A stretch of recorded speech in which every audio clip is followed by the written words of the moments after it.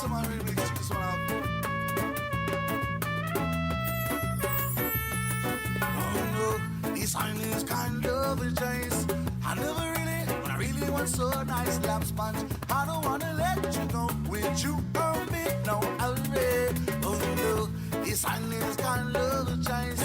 I never really, but I really want so nice lamb sponge. I don't wanna let you go with you on me, no hurry.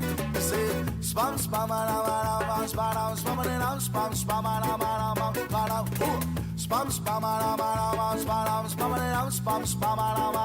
spam. This is the reggae muffin from the ghetto you come. Anyway, me go, me say me must leave Mr. Marijuana when they smoke that side to ignorant. Just see other day me above a whole of me be one me say. This is the reggae muffin from the ghetto you come. Anyway, me go, me say me must leave Mr. Marijuana when they smoke that side to ignorant. Just see other day me above a whole of me be one me say. Spam spam spam spam spam spam spam spam spam spam spam. A sexy bunky, me bunky, gonna make you say that you owe me, and it no matter what I wanna say, you wanna say, cause you know say that we feeling come one day. A sexy bunky, me bunky, gonna make you say that you owe me, and it no matter what I wanna say, you wanna say, cause you know say that we feeling come one day, yeah.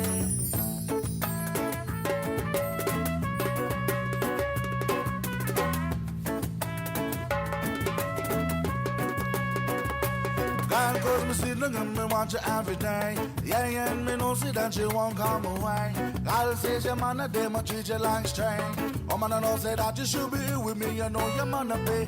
I mean, from my son, I never make you violent. Anytime you want me, take you shopping at the mall. On time to me give me cellular because that's a man I can the man alongside I rise. A sexy bunky, me bunky, gonna be think say that you owe me, and it no matter what your man a say, your man a say, cause I know say that we feeling come one day. A sexy bunky, me bunky, gonna be think say that you owe me, and it no matter what your man a say, your man a say, cause you know say that we feeling come one day, yeah. Rastaman got them alongside the thank God high rise. Check it. I-94.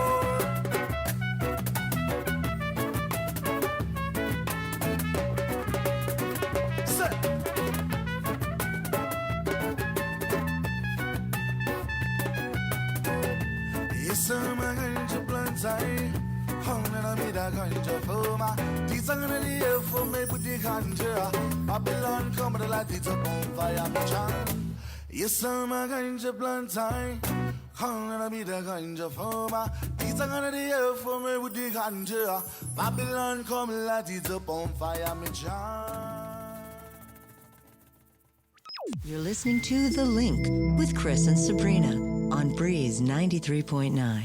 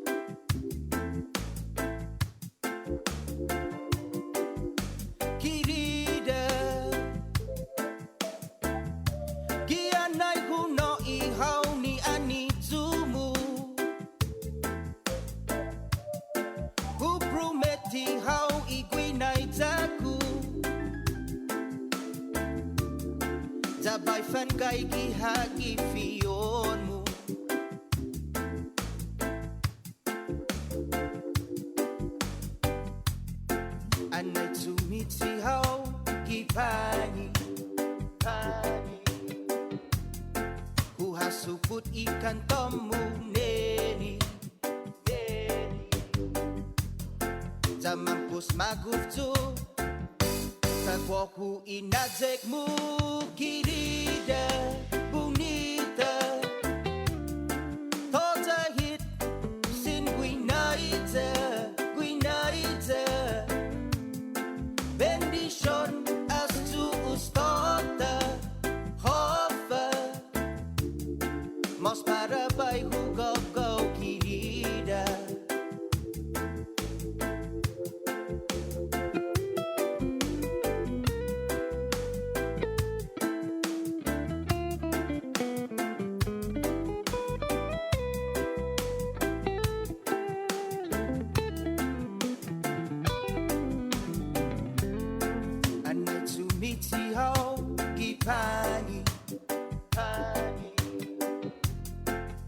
Suput ikan tomung neni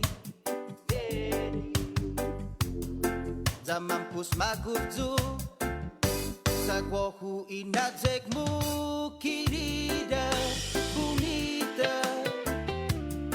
Toda hit sin guinaita.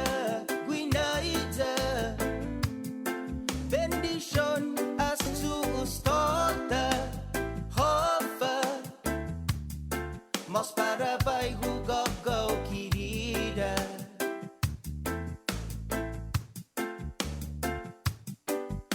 Querida Nina inzu ushau para goku Ogutu nodan kita lohu Ira son para todo palabroso ikan toku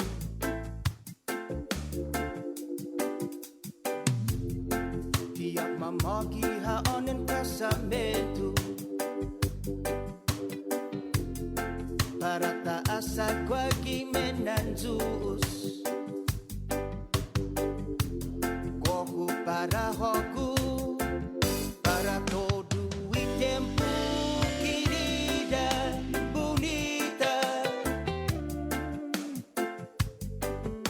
Querida, bonita. Querida, bonita. Querida. Rosinha uli di sombranza tanmak Etsuita saluda antes de niga Radzaudzan malak estrezas durante todo memu a nogi distância como cupo palu Zangiman malak guafi con una sughiairi preba tu la notte nai banderata gaigi pues atan fanni bandera kau Esta pagua pumalapa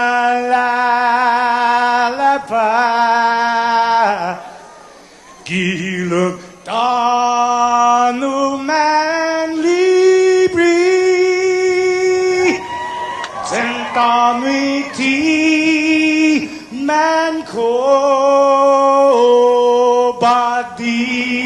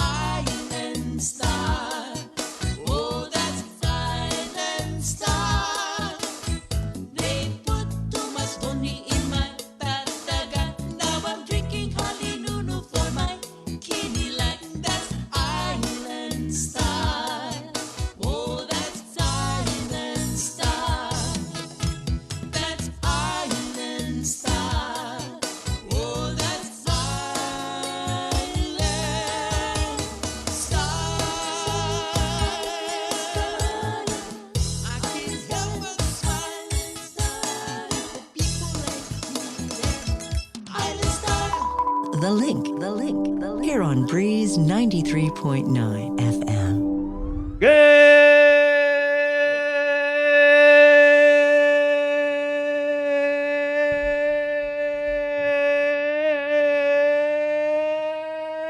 morning, Guam. Hey, good morning. Right on 621. It is Wednesday, the 12th day of January, 2022. Good morning, Jason. Good morning. Right on. Took you by surprise there. Just took everybody, but it took Joestar by surprise. We're brought to you by Pacific Points, Cabo Enterprises, ITNE, and Jack in the Box as what we're calling here on the link. Super Typhoon Omicron continues to rage outside of, outside and inside everywhere pretty much. There's 422 positive cases reported out of the Joint Information Center last night. That is a record, right? Yep. That's a record most ever. Yeah, single day record. No questions asked. On the same day when in the U.S., the U.S. set a single day record for hospitalizations over 142,000 people in the hospital. And that's so this is no joking matter, you guys. We had Dr. Ho went on yesterday, and as you guys know, you've been following the show, all the news, all the experts we get on. They say that the hospitalizations tend to trail a couple weeks behind the first start of high number of positives. And so he's really concerned. I talked to him again last night. He said, hey, man, a week from now, keep an eye on it with the number of positives we're getting. Remember, these positives turn into, the COVID cases that turn into mild or severe illness. And we do have a message from the governor that we're going to play coming up in a little bit. Sabrina Salas-Matanani is still off island. She lost her dad. Her dad passed away. And so she's there kind of trying to figure out everything with the funeral. But, Jay, like Guam, there's actually a backup. Yeah, I talked to her yesterday, actually. Yeah. Okay, so how's she doing? Yeah, she's I talked to her during halftime of the national championship game, and I was like, hey, what? She's a big football fan. Yeah. Obviously, she basically she is like OU all the way. She's an alumni of Oklahoma, but she was like, yeah, there's just a lot to do, and it's got to be done like one thing at a time. But there is a backlog, and she made mention of that, and she's like, it's difficult. Yeah. I mean, it's not just even in a regular situation, there'd be a whole lot of paperwork. You'd have to sign. You'd have to make calls. You'd have to get power of attorney and get things all in order. And now everything's kind of like delayed because certain agencies have had to like shut down for a couple days. That's the thing too. It's not just a backup with the because COVID has caused excess deaths, right? So there's that. And then there's that in the States, they're seeing a lot of manpower shortages. I mean, that's basically why they changed up the whole isolation guidance, is they're seeing so many manpower shortages that the places are having a hard time filling the office with people, right? I mean, that's happening here on Guam, too. We're seeing, workplaces, government agencies getting hit with these positives. And, when someone's positive, not only do they have to stay home, but they're close contacts, right? Have to kind of quarantine until they're tested clear. So there's a lot going on. The governor, though, did put out a message for you guys. Jake, can we run over the numbers last time? Sure. So probably the biggest and the most impactful number is 273, and that was the number of lives that have been lost due to coronavirus in our island community. The latest was a 90-year-old man who had underlying health conditions. He passed away on January 5th over at Naval Hospital in Agana Heights. So our thoughts and prayers with the family of the 273rd COVID-related fatality. Last night, as Chris said, 422. That was a number that if it didn't, give you pause as you were scrolling through Instagram or whatever social media platform you were on last night, if you did not, take a double take at that, you should, because 422 new COVID cases is a Guam historical high for number of positives in a single day. Record breaking. Yeah, that is, however, that's out of 2,304 samples. What's the positivity taken rate? on January 10th, that's about 18%. That's insane. So it's a little down from the previous day, but again, because 18% is crazy. Yeah, think about that. If you're a tester, right, and you're someone administering the swabs and everything, and you're one of the people who's, first of all, props to you guys, at the team over. Give you guys your propers. Yeah, the T's and High team. Daniel Perez has a story about exactly what the flow is. So we got that coming up in a little bit. But if you are administering a test, and again, there can be no more than 4 people per car, right? So say there's like 3 straight cars with 4 people in them. Yeah. You know, if you do 2.5 of those cars, one of them is going to be positive. Like every 5th person that you swab is going to be positive. Right. That's nuts. I mean, put it in the perspective of someone who's like administering the test. Yeah, but how nuts is it? Because the address from our governor basically said that we're looking at a lot of mild illness. So, again, we're in this weird place where we see the numbers, and because, and really what it is, guys, it's a lack of presence, a total absence, at least on this show, of representation from public health, from the administration.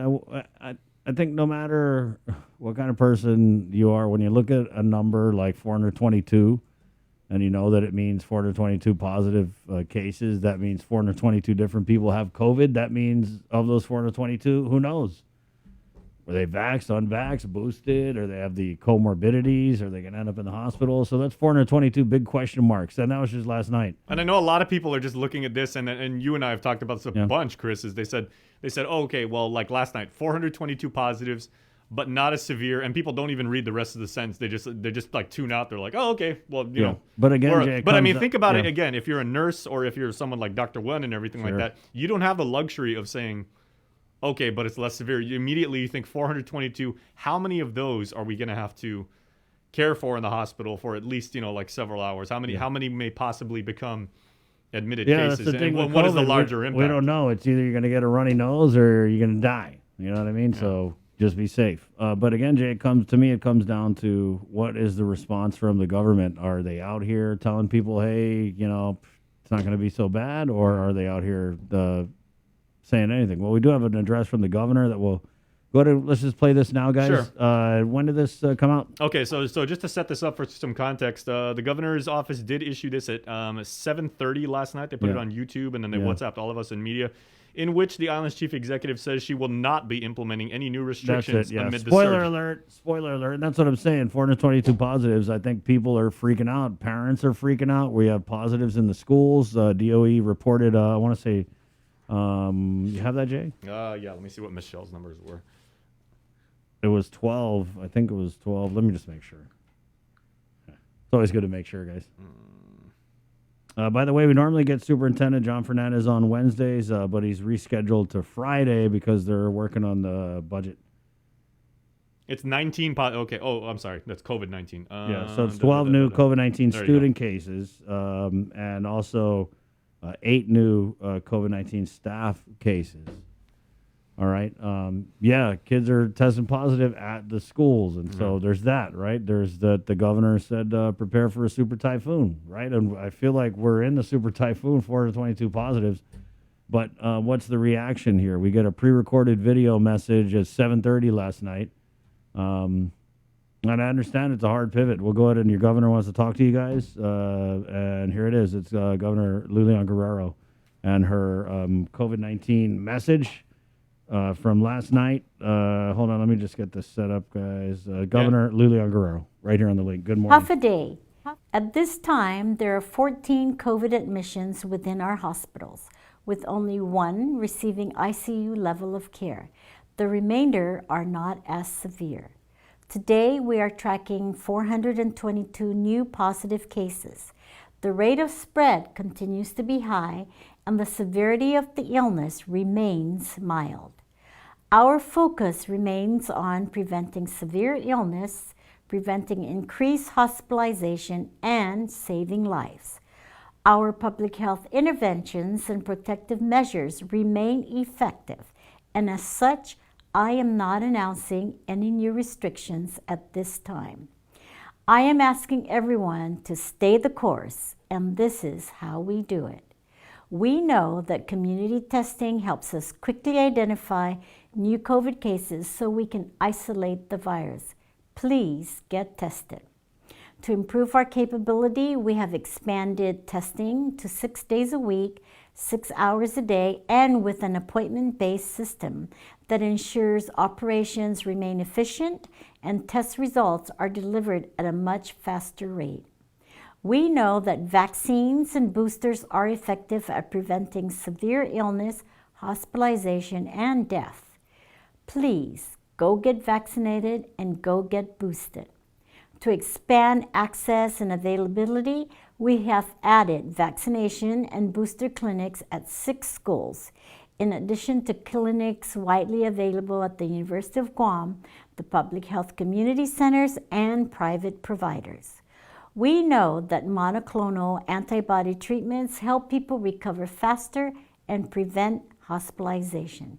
If you are positive and have symptoms, please go get treated.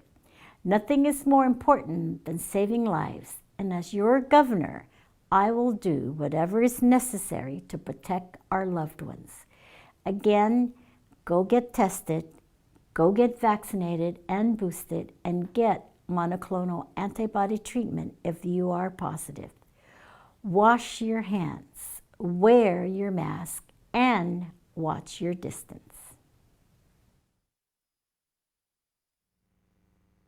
Okay, big thing that actually Here we go. you know, Yeah. there was a That was discrepancy. the governor, by the way, guys. Yeah, there was a discrepancy that we had the other day. She said, like, okay, testing is 6 hours a day. Because remember, like, we reported that it was 8 to 12 and then 1 to 3. But then on their graphic, it said 8 to 11.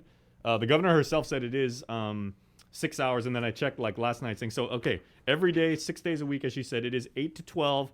There's a break to sanitize until 1 p.m. So 8 to 12 and then 1 to 3. Right. Yeah. Leave So it I guess to I Gov. guess there I was mean, a typo. when I heard this, I had to laugh because it's like leave it to Gov Guam to expect a trophy for a 6-hour workday. You know what I mean? Go get tested, and it's 6 hours anyway. It is what it is, guys. Make your appointment. Obviously, people are getting tested if we're seeing these high number of positives. So, yeah, go get tested. Know your status, but no additional restrictions from the governor. That was the kind of the main point there. There were a couple things, though, she did say. She said to stay the course.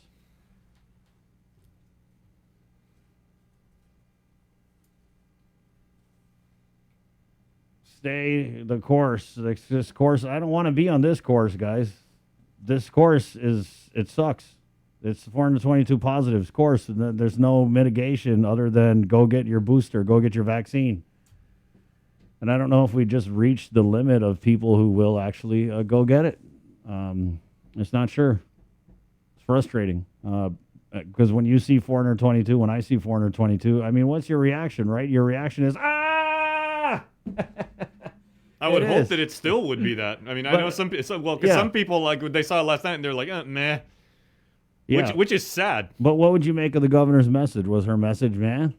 Or was it, because it wasn't like she didn't, basically, I feel like she just came out because people have been complaining that she doesn't come out and say anything. Yeah. So it was kind of like, let me just come out and say what? Man, go get your booster. Get the jabs, guys, that Pfizer stock. Okay, one thing to take away from that, she really emphasized it at the end. She was saying, and here I have it on the news copy, right? She's encouraging those who test positive and have symptoms Yes. to seek the monoclonal antibody treatment. So Yeah. does that mean it's voluntary? You can show up in Manila, or do you still have to be prescribed and you have to have a doctor's referral to No, get the... you show up. But one of the issues I know is Dr. Hoa was saying that for the Omicron, the monoclonal antibody treatment that we have is not as effective. And so what they're trying to do is there's some other treatment, but there's a whole backlog with the federal government. This is something we're going to Was that follow the up pill on thing? today. And then, yeah, Dr. Bob had said they're also working on a pill thing. So, yeah, I don't know if the Gov has the updated latest information or if she just, meh. Because like when Speaker Chalahi came out and said that she received the monoclonal, she was actually directed by her physician to go get it. I'm right? trying, guys. I'm trying. It's hard because we're the voice of caution. We've been the voice of reason. We've been the voice of safety. We've been the voice of stay home. And so, of course, I want to tell you guys, be safe, be careful, right? But it's like I don't know, our government is just like, man, go get the shots. You know what I mean? So that's our, and they believe, I mean, to be fair, they believe that is the equivalent of the typhoon shutters, is if we wear the masks, watch the distance, wash your hands, get your shots and all that, then we're going to be all boarded up. So if that is- and allegedly we'll be able to withstand an Omicron storm of 400 some positives. So tonight. if that's the equivalent of the shutters, then the monoclonal antibody treatment is stocking up on batteries and filling the water bottles, or Yeah, I guess. I mean, if you want to ride this analogy into the ground. But it shouldn't be me. I shouldn't be the one explaining the governor's stance to you. She has people that get paid a lot of money to do that, but they're AWOL. I mean, no PIOs, no spokespersons. I think they need to cut the pay. You can cut their pay 10% because you don't have to answer any hard questions or any like basic questions, really, in the morning. Anyway, it's 6:37. So that was the address from the governor. We did hear from Dr. Nathaniel Berg, again, from the Physicians Advisory Group a couple days ago. He said they predicted this. Yeah. Yeah, we predicted it. Dr. Hoa yesterday was even saying it. He goes, we like could, Dr. Hoa, man. At least he makes you feel like, well, we got to do something about it. The governor's just like, But Dr. Hoa is like, whoa, be careful, guys. Don't gather if you don't have to gather. And there's just that disconnect, right? When you have the Physicians Advisory Group. And I like Dr. Hoa because I feel like he really earned his stripes when it was just really bad, right? He was predicting like around 400 or in excess of 400. Yeah, and he was also the one who said that, hey, this Delta surge is coming. We need to prepare for it. And remember, he was the head of the Physicians Advisory Group. He said there was too much political interference. There obviously is. And he quit because of that. But I love that conviction that I say, hey, man, can you come on? And what's he coming on and saying? He's not hating on everything. He's just saying we need to do things, right? And so when he's saying that, and he's been in the trenches with the governor, but the governor is saying we're just going to keep doing what we're doing. Stay the course, guys. I don't know. It's just frustrating. It really is. But it is what it is. It's election year. They got a lot of priorities. It's 6:38. I actually lost a little bit of sleep last night because my fear is that if the meh thing is really starting to kind of creep up. Well, it is. I mean, yeah. Because then people might think, because my biggest fear is chaos, right? Like that scares. Is that your biggest fear? That scares the like crap how out would of me. this lead to chaos? Because then if people are truly like meh, meh, yeah, that's the new hee haw, meh.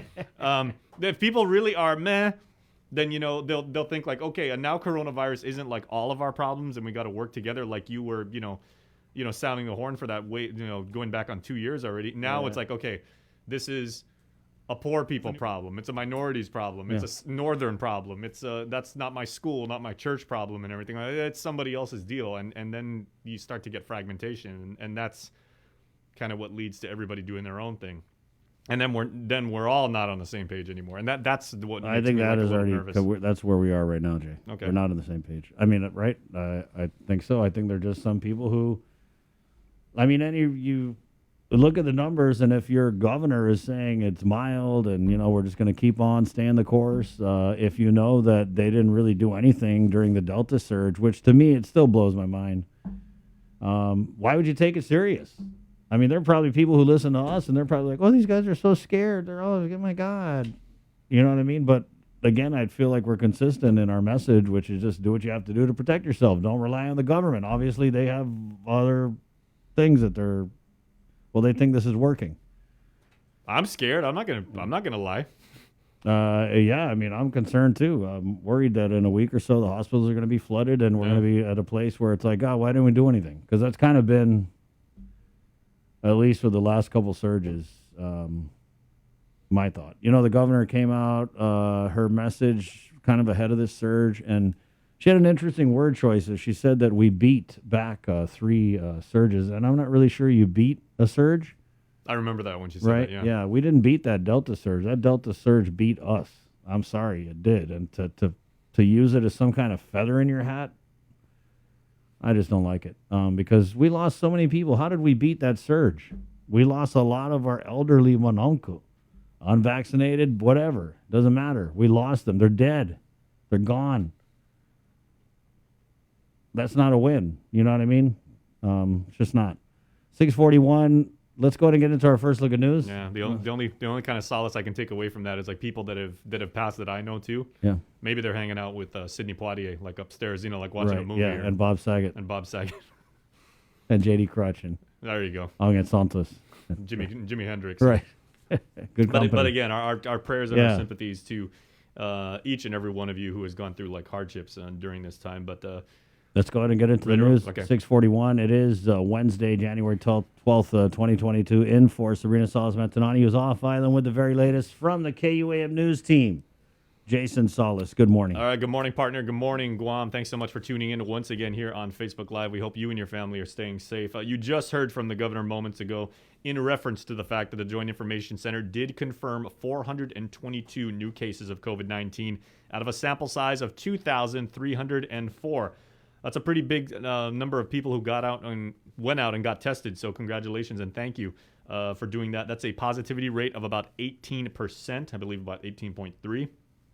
Those samples were taken on the 10th of the month, so 2 days ago. Those were Monday's tests. 13 people are hospitalized with COVID. 6 of them are vaccinated, 7 unvaccinated. 6 are at GMH, while 7 are at GRMC. Of course, as we just said, the governor is encouraging people, if you have symptoms or you do test positive, seek the monoclonal antibody treatment. Also, as we said, Guam mourns today the 273rd life lost to COVID-19. This coming with a record high of new COVID cases. That fatality was a partially vaccinated 90-year-old man who had underlying health conditions and died at Naval Hospital on January the 5th. Well, since there are no restrictions as indicated by the governor, island residents will have the opportunity to seek a job, and you can speak with employers from the Westin Resort today. The Westin is looking to fill various positions in different departments like engineering, their front desk, security, housekeeping, among others. The Westin will hold a job fair today from 9 in the morning until 3 p.m. at the Sumnak Ballroom, of course, in Tumon. If you would like to get your little Guamanian tested today, the after-school testing continues today. It's going to be at D.L. Perez Elementary School up in Jigo from 3 in the afternoon until 6 p.m., so please make sure to check that out. Yesterday, of course, it kicked it off at Maria Ujoa Elementary School on Isingsong Road in Dedido. And then tomorrow, also the same time, 3 to 6, they're going to be at Finnegodson Elementary School also in Dedido. We want to get you up to speed now as we begin our news packages with what is going on with these shipping delays, as our island has been feeling the impact of global stymied shipping, and the community is warned to start shopping and thinking in a more sustainable way. About 90% of the island's produce are imported. Empty shelves are slowly raising questions over the island's food security. Local food and beverage businesses such as Mighty Purple are revealing just how much the shipping delays impact them.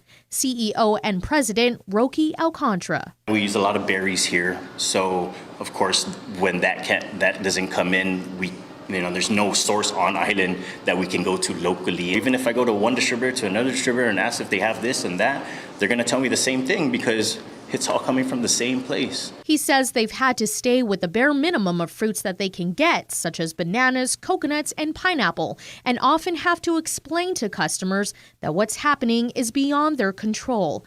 Gourmet Guam is another local business that has had to shift operations due to the delays. Strawberries in particular account for half of their cakes. Vice President Joe Diego. We're trying to market alternative cakes to kind of make up at least for the lack of strawberries. Working out so far, but it's probably a challenge we're going to face moving forward in this year. Diego says they've often had to resort to local markets for certain ingredients because their wholesalers haven't been able to bring them in. We've been told this week by our 2 wholesalers they're not going to have deliveries this week because of between severe weather and the supply chain disruption. But even the local markets are taking a hit. Payless Chief People Officer Luis Munoz says they've noticed smaller stores are coming in to purchase from them. Obviously, you can see that some of the areas in our produce department are lacking a lot more than others. Specifically, prepackaged salads, berries, and mushrooms. All those items that don't last very long on the shelf because of our air freight being delayed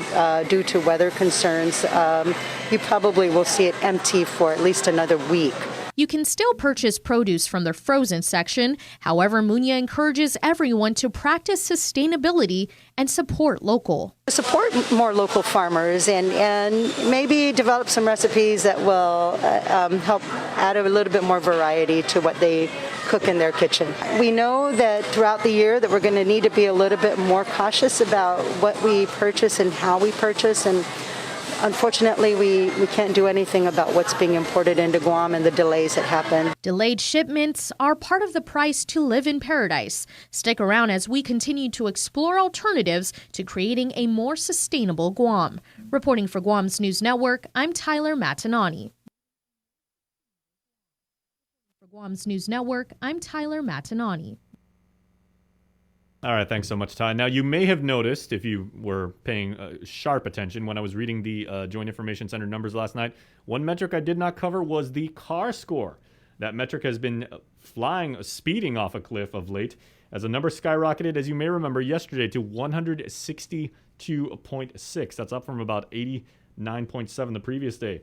Tomas Manglonia takes a look back at how that metric was built, as many residents question if it is accurate and if we even need it anymore. Like your credit score, there's a lot of math behind it.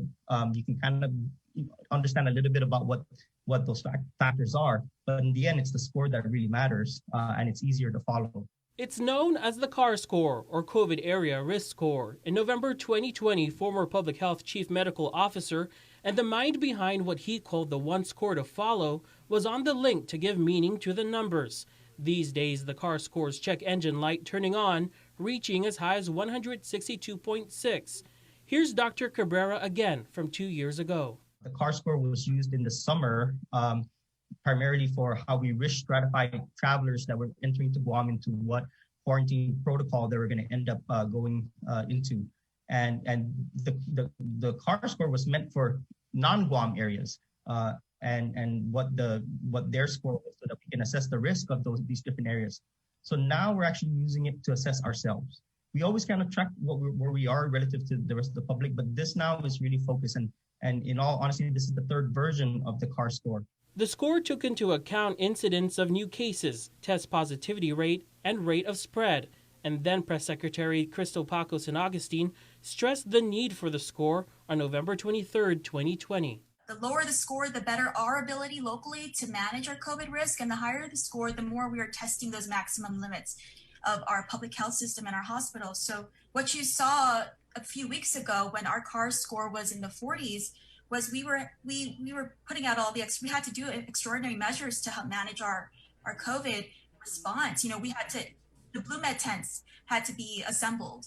We've had to, call on our military counterparts to help supplement or augment our staffing in the hospital. This morning, she told KUAM that the formula was created before public health interventions like vaccinations, boosters, and treatment.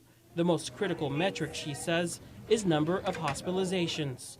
The governor also relied on the CAR score in this address from November 9, 2020.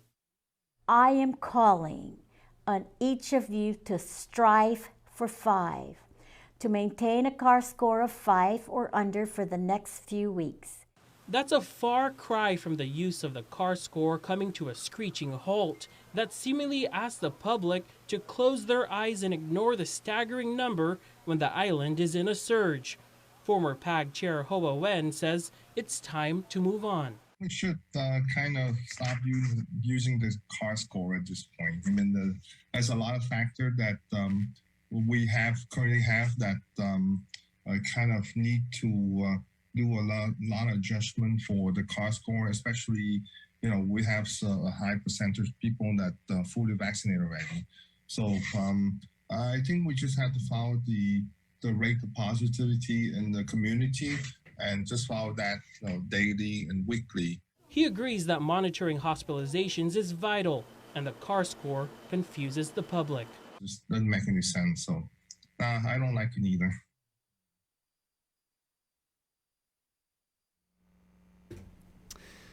Once again, very strong words from a very learned man, Dr. Hoa Wen, of course, of American Medical Center. And let's stay with the good doctor, as our next story is a case of I hate to say I told you so, evidently, as Dr. Hoa Wen sounded the alarm for the Delta surge last year, and he's doing the same for what he says is surely Omicron right here on our island community.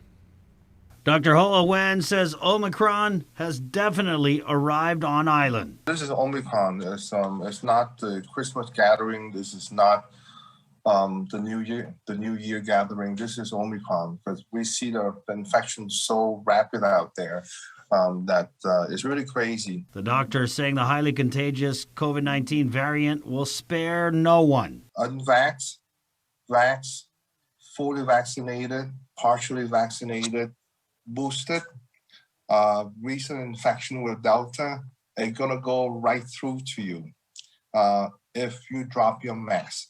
And that's what we see in our practice. Everyone we talk to is that there's some type of gathering that they attend and they dropped their mask and they got infected. With COVID hospitalizations currently at 15 and what he calls the start of the surge, Dr. Wen says we can expect more. The hospital admission is usually about 10 days, 2 weeks behind. So we need to keep our finger crossed that it doesn't go up, because we have triple digit now for at least a week now. So we have to be careful. And how do we beat back the Omicron variant surge, or at least try and slow it down? Dr. Wen says it's about getting back to basics. Wear the mask, okay? Mask work, okay? And also, if you don't have to go to the gathering, stay away from the gathering, okay? That's where the super spread is. So just over the gathering, all you do is drop your mask, and I promise you, the higher chance you're going to get the Omicron. For Guam's News Network, Chris Barnett reports. We have a regional story for you now as the U.S. Navy reopened Tiget Beach on Tinian to the public. 350 pounds of metallic debris was removed from the area, marking a return for many residents to the site, which was part of a military battle and a training ground. That beach is a unique beach for us, and at the same time, it has some of the local herbs, that we use for local medicinal. And the municipality and through the governor's office back then agreed, and the military, to start cleaning up Ticket Beach. Ticket Beach on Tinian is now open to the public. It was a battle site in World War II and then became the Tinian Motor Range and remained a military training facility until 1994. According to Joint Region Marianas, site surveys were done to determine environmental and munition hazards in 2017 at the beach and its surrounding area. They say they only found munitions debris from small arms. They also cleared 350 pounds of metallic debris. They've been doing this for almost 6 years. And, Typhoon U2 came around. They had to suspend everything. And then they started working on it, and then U2 came around, and then the flights were delayed. People can't come in and all these things. So then they came back just about a year ago, when they started moving the project. And then now it's accessible for the community to come and use this place. Residents can now drive to the beach, which was not part of the original plan. The reopening perhaps a sign of the times as military activity ramps up. The mayor says there's open dialogue between island leaders and military officials. We want to be a part of our national defense. We are as blue and red, white, and blue as we can, and we support the armed forces. But there are things too that are very grave concern to our local. And a lot of this.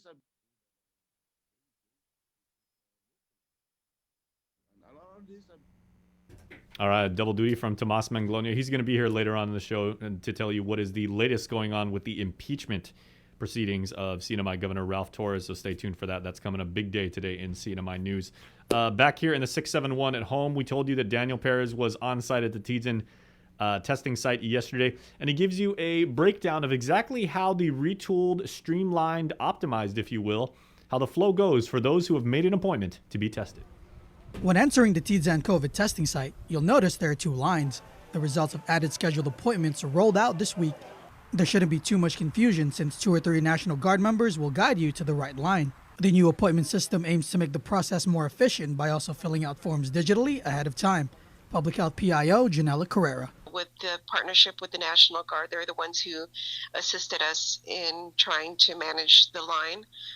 And so what they were doing was they were going to each car to determine whether or not they had appointments. And so what they would do is for those who did have appointments, they would ask them to fall into a separate line. This morning at the test site, lines appeared shorter than it was yesterday, possibly due to the new appointment system.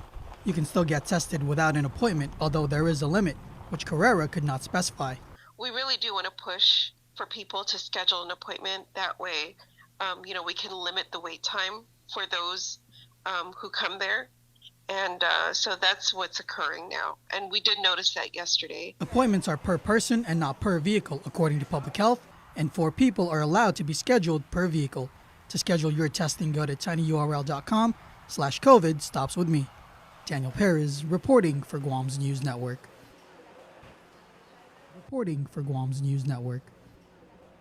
And finally this morning, our Joe Nugent-Charfers has a feel-good story for you about corporate social responsibility as our buddy Norm Analista, the proprietor of Analista & Company, the clothing line, is this week's feature for Giving Every Tuesday, showing how he's instilling a spirit of giving back and community service to his family-owned operation.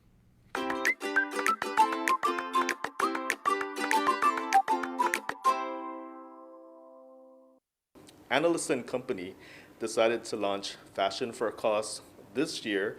Last year we launched Hoodies for a Cause, and we wanted to make sure that we could provide an array of products beyond just hoodies. So what we wanted to do was encourage the community to come out and support Catholic Social Services Food Pantry. And so for every hoodie that's sold, every t-shirt that's sold, every custom button-up that was sold, we donated $5 for every shirt and $15 for every hoodie to go towards the Catholic Social Services Food Pantry. In just 2 months of the campaign, the Guam-based Eclectic brand was able to collect $1,050, selling 30 hoodies and 100 t-shirts. Receiving the generous donation from Analista and his wife on December 30th was Lisa Bordallo, Marketing and Client Services Manager for Catholic Social Service. We were really happy and really appreciative. We're very grateful to work with local businesses who want to give back and give a portion of their proceeds to a nonprofit and our food pantry like this one. The funds raised will go toward their expanding food pantry. This is one of the few programs that we have that is not it's solely based on donations. So it's not funded by any other source. So that donation will be going to the food pantry, and we will be using it to purchase any food stocks that we run low on so that we can continue to sustain the operations and give more families food, families in need. Analista explains why they wanted to help in any way they could, knowing that there are people on the island who go hungry every day.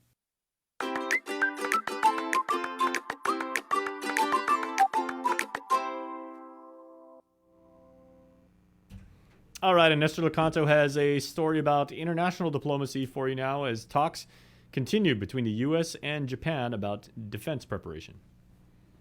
We don't have any updates to an assessment about with more specificity as to what was fired. We've called it a ballistic missile, and we are still assessing the details of it. And as you know, a ballistic missile program, them firing ballistic missiles, continues to be in violation of multiple UN Security Council resolutions, and we certainly call on the DPRK to abide by those obligations and those responsibilities and to look for ways to de-escalate. The hypersonic missile claims come on the heels of the high-level 2+2 meetings between the U.S. Secretary of State and Secretary of Defense and the Japanese Foreign Minister and Defense Minister. Kirby was asked about an agreement signed by the two countries following the meeting regarding hypersonic missile defense systems. Can this be seen as sending a strong signal to China and North Korea? I think the development of advanced capabilities, and certainly the development of advanced capabilities inside the rubric of the alliance with Japan, really speaks to the growing tensions and challenges from a security perspective that we see in the Indo-Pacific region writ large. We continue to see, as the Secretary said in his opening statement, coercive, aggressive behavior out of the People's Republic of China. There's no shortage of things for the United States and Japan to want to continue to talk about and improve about our alliance and our capabilities, given the tensions and the challenges in the Indo-Pacific right now. Guam was also specifically mentioned in a joint statement following the 2+2 meeting. The U.S. and Japan confirmed, quote, the importance of accelerating bilateral work on force realignment efforts, including land returns and consolidation of U.S. facilities in Okinawa, and the relocation of approximately 4,000 Marine Corps personnel from Okinawa to Guam beginning in 2024. For Guam's News Network, I'm Nestor Lecanto. And of course, as we're proud to do, we bring you Chamorro News by a very proud Guamanian, Uncle King Concepcion, proudly sponsored by First Hawaiian Bank. Buenos napadays to get some to be kunut sa morgin ni KUAM News. Presenta ni Familian Mizo gi First Hawaiian Bank. Masyado durante ang pandemic, gua mas nuevo na business siya, man mababa kino antes di pesti. Isan do Jim Moylan sa asangan na debit na makredito aji legislasyon niya palinuzin niya ribay gasto ni limited liability company pad ALC distion $1,000 esta papag 250 pesos. Kalingan na este numero ni nuevo siya na business sa kahulo mas ki 50% pad 280 i 2019 nasakan esta hulo gi 319 i 2021 nasakan. Ma-override ni legislatura dyan na bill despesa bito i magahaga. Jaling niya si Moylan na sigon ni statistic report gin ni revenue and tax din nansibidan niya i legislatura ni por ma-override. Lo ano gi revenue and tax na rin nabahalo kay po todo i gaston lisensyan business siya disti 280 pesos i 2019 nasakan esta papag i 86 250 pesos i 2021 nasakan. Linya si Molan na siyempre yan na parsa ni tax in nuevo na business siya sa diniroga adyo na minalingo. Masa sunto, des na kumpanyang construction sa manong size na kumpanyang guahan sa manapatin na 400 milyon pesos na kontrata gini Naval Engineering Systems Command pat NAFMAC Marianas. E kumpanyang guahan siya sa Allied Pacific Builders gidsa Dededu, BME and Sons gidsa Mangilaw, Fargo Pacific gidsa Tamuning, Modern International gidsa Barigada, Serrano Construction gidsa Dededu, dan Technicon ginin Mangilaw. Itatunya sa sumano nuevo siya na construction inadelanto na si manggay kesta na guma pero mana mas nuevo posisyon niya tani para mafamaulig sa ma-assiste guma siya gi fasilidade militar tani federal ginigi sa guahan. E kontrata sa TWO nipos 96 meses na tempo para mana funazan. Sa maatan no mana funazan ni teto siya gi enero na mes 2030 nasakan. Yuto mo na sunto finot sa moro para pago na Merkulis gini KUAM News. Anok si Anthony John Cruz Santos gimenan West Michael Berdanyo gi Korten Federal. Madiskuti ko pero birag itati sa Santos gi Lighthouse Recovery Center. Uno si Santos gi 12 ni man maindag ni Federal sa puri madilifid bineno halong gi isla desti Nevada na lugar. Admiti si Santos na resisibi methamphetamine ginin Nevada gi post office. Gi December 2012 nasakan, maaresta si Santos ni Ahendan Federal ane masoda paketi para si Santos na sa ganin ni 81 grama na methamphetamine. Gi Mazu 2015 nasakan, masentensya para 5 anyos gi ipreso. Ma-release gwati gi Lighthouse Recovery Center para matrata lo madulalak ane masoda nag-aizu cellphone. Gi despreso mano na tiya contact ikoti para 2 anyos na tempo, jadso naman na huzong warrant para arestao. Tata tabi desisyon ginin ni Korti ko pero birag itati si Santos ki Lighthouse Recovery Center, lumaplanan niya i-recommended niya para manahuzang iti ampan na tempo. Bentas adzo, makandadaluha si Santos. Para Guam News Network, Gual Sikin Conception. Yasuto ifinut sa moro sa presenta sa ninafato ni Familiang Mizo ki First Hawaiian Bank. First Hawaiian Bank mobile app. Got a question about your finances? You've come to the right place. Bring all your accounts together, even those that aren't with us. And see the big picture, right down to the smallest detail. Unlock powerful tools like Insights and Money Map that help you save time and take control of your finances. When you connect accounts with the First Hawaiian Bank mobile app, it all starts with yes. Marianas Irrigation and Landscape Superstore. Stop on by and visit our showroom today. We offer everyday low prices on all major outdoor power equipment like bush cutter, chainsaw, power washer, generators, and more. Need service, repair, maintenance? Well, check out Guam's best superstore only at Marianas Irrigation and Landscape, located in Barrigada along Army Drive between Submarina and Besta Market. Call 735-7446 for more information. Now shipping to surrounding islands. Marianas Irrigation and Landscape Superstore. The relationship between Guam and Manila, Philippines is undeniable as we share similar cultural traditions, history, and heritage. With generations of Filipinos calling Guam home, KUAM presents a monthly look at the capital city featuring in-depth and engaging interviews on everything from medical tourism to new business and government leaders. Veteran newscaster Nestor Lecanto delivers Beyond Our Borders. This special program is brought to you by KFC and the Medical City, where patients are partners. Do you feel like you're missing out on something? Make life more rewarding with Pacific Points.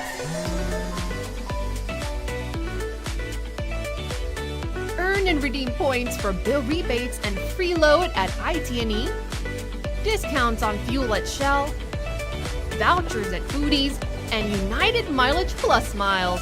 You can even pay with Pacific Points at IT&E, Shell, and Foodies. Pacific Points. Do more, get more. GU Self-Storage, conveniently located near the Harmon McDonald's. We offer affordable rates, online payments, and auto bill pay for your convenience. Plus gate access daily from 6 a.m. to 9 p.m. Call us today at 648-7867 for more information. Get the job done the right way by getting the right stuff at East West Rental Center. With years of experience helping builders, we definitely got what you need. Call 646-1463 or visit us in Upper Tumon. Open Monday to Saturday from 7 a.m. to 5 p.m. and on Sundays from 8 a.m. to 5 p.m.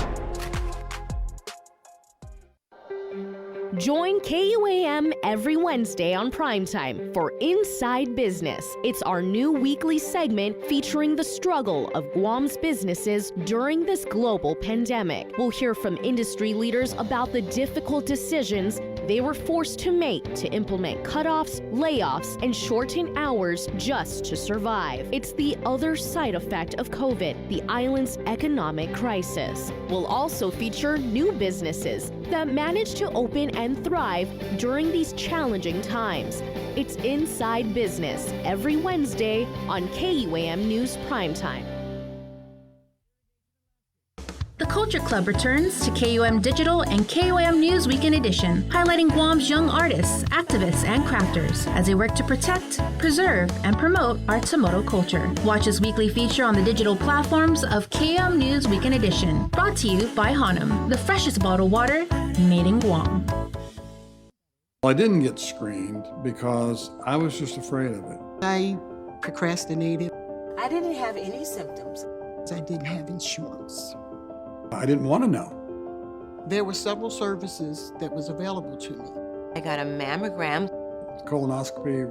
I know in my heart that early detection saved my life. And I just tell people all the time, please go get screened.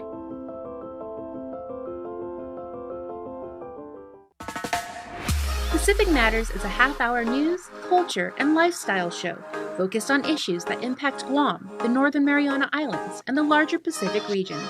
Join Tomas Magonia every Monday to discuss politics, trends, and take a deep dive into the issues changing our island home, because what happens in the Pacific matters.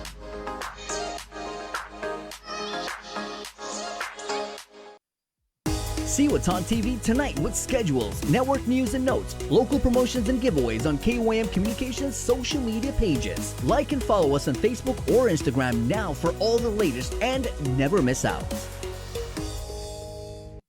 We know you're tired of hearing about COVID-19. Some of you are probably wondering whether this is ever going to end. However long it takes, we all have to do our part, including our children, to hold the line. You can protect yourself and your family by getting vaccinated. And if you're already vaccinated, don't let your guard down because you can still give and get COVID-19. And if you're not vaccinated, remember that if you catch the virus, you could suffer more severe complications. At the end of the day, it's the choices we make to protect ourselves, our families, and our community that will control the spread. We know it sounds repetitive at this point, but again, wash your hands, watch your distance, and wear your mask. Together, we have to hold the line.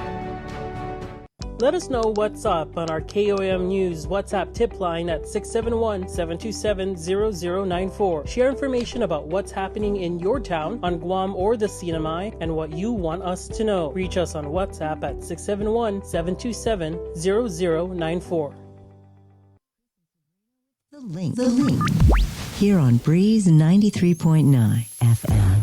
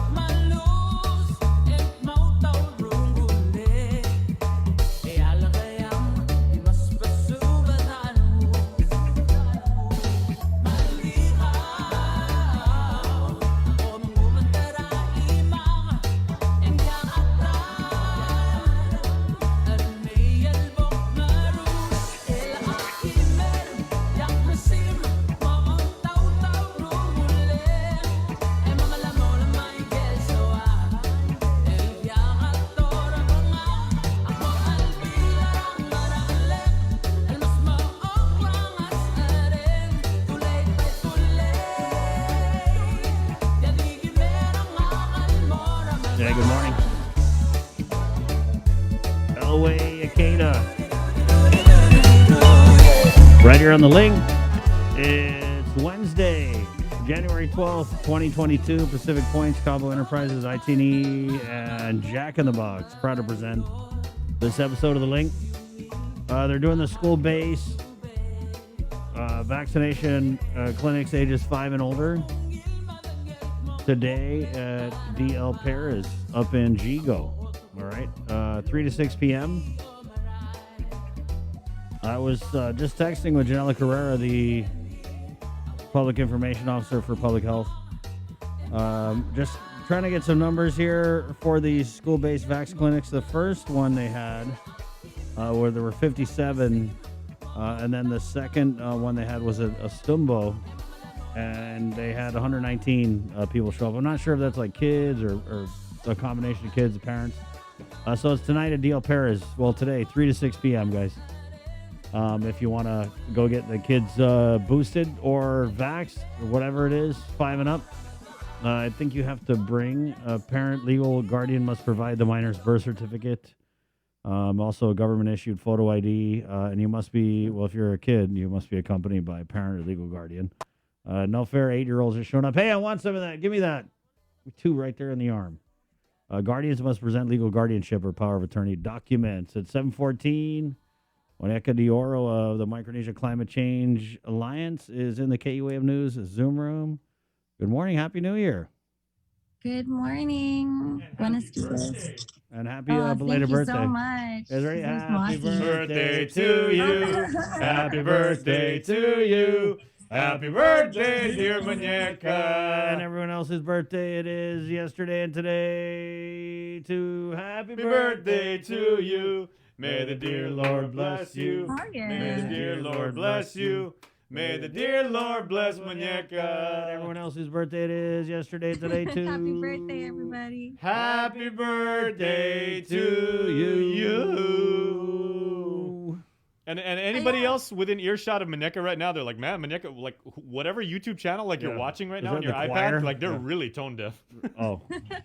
Oh. You know whose birthday it also is today? Is the other Muñeca Flores. I want to wish her a happy birthday too. It's crazy we have the same name. There's not very a lot of us around with the same name and the same birthday. Wow. And a lot of the same passions. So I want to wish her Right, a happy yeah. birthday too.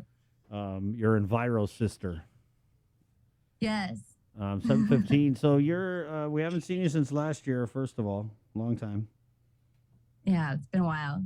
Happy New Year. Happy New Year. And you're doing there's a contest here. It's a Telling Tales with Trash and Island-Wide School Creation Competition. This is really interesting, Monica. Can you tell us more about it?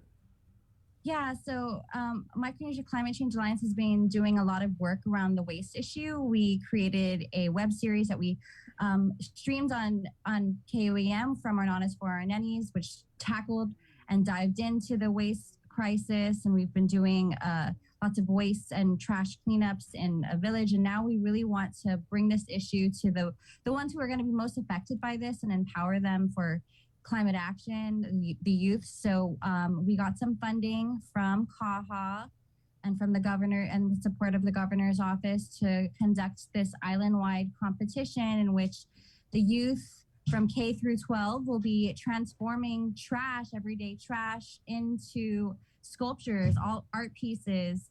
There's so many different types of examples that they can use to create something, but create something that's relevant to our community. So they'll have to create either a local animal or a local tree or flower, or represent like in a diorama a local legend, or even regional. It doesn't have to just be Guam. It could be from anywhere in Micronesia or from Oceania. And really, this is just to bring awareness and to empower the youth for behavioral changes, because we create way too much trash for such a small island. We create 600,000 pounds of trash every single day that's brought to the Lazim landfill. That's 200 Carabaos, that's 200 cars going into the Lazim landfill and basically sitting there forever. So we really need to be a lot more mindful as consumers and as residents of this island and as future ancestors to do something and to curb our waste and to really curb the plastic, because plastic just sits around for hundreds and hundreds of years. Those are crazy numbers. Like 200 cars every day. I mean, when you put it like that, it's just insane. So we have the plastic bag ban. I know that's in effect. Everyone knows it because they've been going to the store. What do you think is kind of like the next big thing that we could do through legislation or whatever? In your opinion? I think the universal trash pickup is going to be pretty great at curbing illegal dumping and really assisting families who can't afford that $30-some a month bill to handle their waste. Like that's really important. But also, us as consumers, the less we keep buying these plastic items and these single-use plastic items, the more the producers are going to want to change their packaging and change their products to sort of match the sustainability goals that we all are seeing around the world. And there's so many other models too in Europe and in Japan in which they're using waste to create energy or using other different ways of making this more of a circular economy, and that we're not having our daily conveniences be a burden on the next generation. There's just ways to be innovative about it, and I think by giving the young students something to tackle, like an art project, even though it's just a simple art project, it could get their wheels turning to be inventive and to find innovations that we haven't even thought of yet. I mean, Nick, I think it's, I don't know if you consciously like phrased something like a few moments ago, but I think it was, such a stroke of brilliance, and, not surprising because, you're awesome like that. But when you said, we have to do this because, because we are future ancestors, and, kind of like apropos, it was your birthday yesterday, and, we were talking during the break about birthdays and getting older and everything like that. But at some point, each one of us has to think, not just about, we honor those who came before us, and, when we cherish our ancestors and everything like that. But at some point, we too will be part of the history of this place, and, of Guam, of the world and everything like that. And, there is a legacy that we leave too. Yeah, definitely. My background is in archaeology, so I was doing a lot of work with pottery and with latte sites, and really and those are from hundreds of years ago, maybe even 1,000 years ago. And thinking about what the future generations might be looking at and thinking about in our generation and in their generations and what they're thinking about us now, it's like, oh gosh, we were like a messy, addicted bunch from all the cigarettes on the side of the road to, all of the different trash that we're creating. It's definitely a marker of the type of lifestyle that we led. And it's not very mindful. Would you classify like maybe the current generation, like, in your view, is it more of like a me-centric, viewpoint, or is there still that sense of reverence who came before us, and also, making sure that, we leave the planet in hopefully better condition than it was for those who come after us? I think it's definitely a mix, but the instant gratification, the culture of instant gratification is very prevalent all over the world right now. But yeah, I think in making sure that we empower these young students who are going to be living through the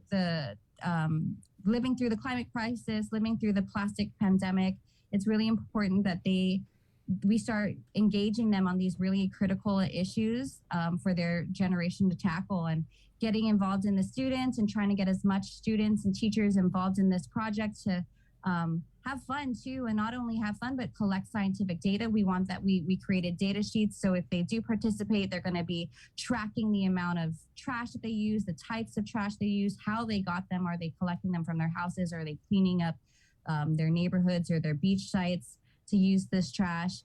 What are the brands? Because we also want to hold some of these brands accountable too. Is it King Cars? Is it Cokes? What are the kids using, and what are they collecting to create these art pieces? We also have funding for the teachers to get art supplies if they're interested. We have a lot of curriculum too that connects from our nanas for our nannies to the classroom, and we created worksheets for them to make it a lot more relevant and fun and engaging for them. But there's so many really great sculptures that have been made around the world, and we really want to bring this home. And this is going to be launched in Earth Month, so teachers have until January 31st to register, and then they'll go through an orientation in February, and between February and March, they can be doing these projects in small groups with their students or as whole classrooms. But we definitely want to make this a collective project, so not individual projects, but small group projects or a class. to just encourage that this is a group situation, that we have to be tackling this big waste crisis together and not alone. Because we're not going to get anywhere if it's been alone the way that we've been doing it recently. And then in Earth Month, we're going to be having these sculptures displayed at the Guam Premier outlets throughout the month of April. nice. And the community will be able to see these sculptures and then vote on the most creative and the most beautiful ones. And then those top 3 in all the different age categories will be getting prizes from our sponsors. So we're really excited to launch this and really hopeful that this is something that can make a big impact for this generation and the next. Right, got to learn them young. Muñeca, I know we got a lot of teachers watching, listening on the breeze. What's the info for them to get a hold of you to register and to find out more about it? Yeah, so they could check out our social media on our Instagram at Micronesia Climate Alliance, or email us at micronesiaclimatealliance@gmail.com for more information. We're also going to be going out to the schools and giving flyers out where we have a QR code for them to register. So those should be coming into teacher inboxes before the end of the week or early next week. I just wanted to bend your ear and get your thoughts, because I know we did a story on you when you went over to the NMI during the Delta surge, right? And so now we've got this Omicron super typhoon, a craziness, 422 positives. So what are you feeling, your thoughts on this latest surge? Is, we talked to Dr. Hoa yesterday, and he's saying this is just the beginning, which it's freaking me out, kind of. Yeah, definitely. I mean, I was listening to Democracy Now! And how it's just basically going to be an endemic sickness where it's just going to be like any other cold or flu where everyone's just going to get it eventually. And I think what people need to be doing too is just, aside from being vaccinated, is really just being healthy and making healthier habits. I'm about to drink a shot of celery juice, which is not the greatest thing, but it's being more mindful of what you're eating, what you're consuming, and also of the waste we're creating when we're eating, because so much of the waste is from food, So the more you cook at home and the more that you're more connected to your food is really important. And then also just being exercise. We live in a place where it's pretty warm all the time. So walking more would be really great for our communities, and just being healthier in all the ways so that when we get sick with anything, we are stronger, our immune system's stronger because we're eating right and we're doing healthier things. And it's a new year, so I'm sure a lot of people are on that tip. You mean the New Year, new me tip? Celery juice. Celery juice is actually good. Celery juice and cucumber shakes. Jay, that's not good. No, it's you ever tried a for cucumber? you. It's good for you. Yeah, it's good for you. Okay. You ever tried a cucumber shake in vinegar and soy sauce and hot pepper and onions? Okay, and if you really object Yeah. to it, here's a link like life hack, right? Just pinch your nose when you. Yeah, any medicine, because food can be medicine. I like what you said about you tied it all into the sustainability, talking about food packaging, right? And I noticed the fresher you eat, the less packaging is involved. Yeah, and I really love being in a CNMI because we also get local meats here, and I really hope that's something that Guam can do too. And we have so much cattle in Tinian, and there's Mariana Meats Company where I don't even eat. If I don't really care to eat meat, but if I'm gonna eat meat, it's gonna be meat from our islands, because I lived in Tinian, and the cows there just seem so happy, and seeing those videos of industrial agriculture and the way that they treat animals, and then compared to Tinian, they just when you're running by them or walking by or just driving by the cows, they just seem like they're smiling. They have a happy They are, life. yeah. So. I heard, in Japan, what's the cows, Jay? They drink beer and they never touch the ground. And they massage them. Yeah, see, in Tinian, like the Kobe beef? In Tinian, they Yeah. sit there and they play Chamorro songs for the cows all day. They're so happy. It's great. They're just smiling all the time, Plus, Muñeca, you guys got Herman's Bakery, so if you ever want to get some carbs and everything like that, you get some really, really good bread. Yeah, we got to get you guys up here sometime. Not only for that, but also the legalized cannabis shops are all here now. So it's a really great time to be here in the Marianas. As soon as you said that, Chris grabbed his phone. He's already on Expedia. He's making he's buying his ticket. I'm doing all right. Field trip. All right. Yeah, you got to do it for the Chronicles. Yeah, good one. Let me put that up to my bosses. Thank you, Muñeca. Thank you so much. Enjoy your birthday. Yeah, happy birthday again. 727. Good talk, man. She's awesome. Always great. Teachers, again, that's hold on, let me pop this up. So telling Thank you, tales Jay. with trash, Yeah. right? The island-wide school creation competition brought to you by Kaha Zero Waste Guam Kaha. and MCAA, as Maneka was just saying. I don't know. Okay. Students are going to learn, as she said, about the major social issue of waste management and plastic pollution. Reduce, recycle, reuse. Of course, that is, if you go to follow Peggy Denny on on Instagram, that's probably her bio. And you can transform trash into art sculptures for public viewing, as Maneka said. So, Right. It's going to be fun. They've made, the scientific process, which for not everybody, people can see it as kind of geeky, a little bit stuffy. They've made it fun. Man, let's erase the stigma, bro. Yeah. Embrace the geek. That's it. Everybody's geeked about something. Yep, 728. Jay, can we go over the numbers again reported from last night? The Joint Information Center. Guys, remember testing. They really want you guys to go get tested so we can get a handle on just how much COVID is out there. Yeah, and now that we know the testing is from 8 to 12, so 6 hours. It has been expanded by 3 hours, so 8 to 12, and then 1 to 3 over at the old Carnival Grounds in Teason. You do need to make an appointment, though. That is the catch. You saw in the package earlier from Daniel. There's now 2 lanes. The whole process has been greatly streamlined and everything like that. So you're going to be able to get in and get out. But the key element being you have to make an appointment, and you can do so by going on tinyurl.com/COVID-stops with me. Pick the time when it's most convenient for you. Work it out with the boss. Do whatever you have to do. Get a sitter for the kids if necessary. And then go to Teason, get tested. So that's Monday through Saturday, 8 to 12 and 1 to 3. And also the after school. Today it's Adil Perez. Yes. Okay. That's tomorrow at Finnegazen. Yeah, 3 to 6 p.m. We're going to go and play this message from the governor, guys. This came out 7:30 last night. I believe it was on the Gov's, probably her Facebook page. YouTube channel. We put it up on ours. But I know you guys are going to school. You're on the road. You're listening. So we're going to play this message from the governor. Just a spoiler alert, really quick, guys.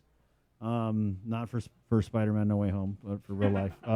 There's no restrictions. The message is basically go get your shots. And interestingly enough, the governor is asking us to stay the course. I would just say, I don't know if this course is the one that we want to be on. I want to be on the course where there's like way less COVID, but it is what it is. And so this is your governor, Governor Lulian Guerrero, with a special COVID-19 address. Half a day. At this time, there are 14 COVID admissions within our hospitals, with only 1 receiving ICU level of care. The remainder are not as severe. Today, we are tracking 422 new positive cases. The rate of spread continues to be high, and the severity of the illness remains mild. Our focus remains on preventing severe illness, preventing increased hospitalization, and saving lives. Our public health interventions and protective measures remain effective, and as such, I am not announcing any new restrictions at this time. I am asking everyone to stay the course, and this is how we do it. We know that community testing helps us quickly identify new COVID cases so we can isolate the virus. Please get tested.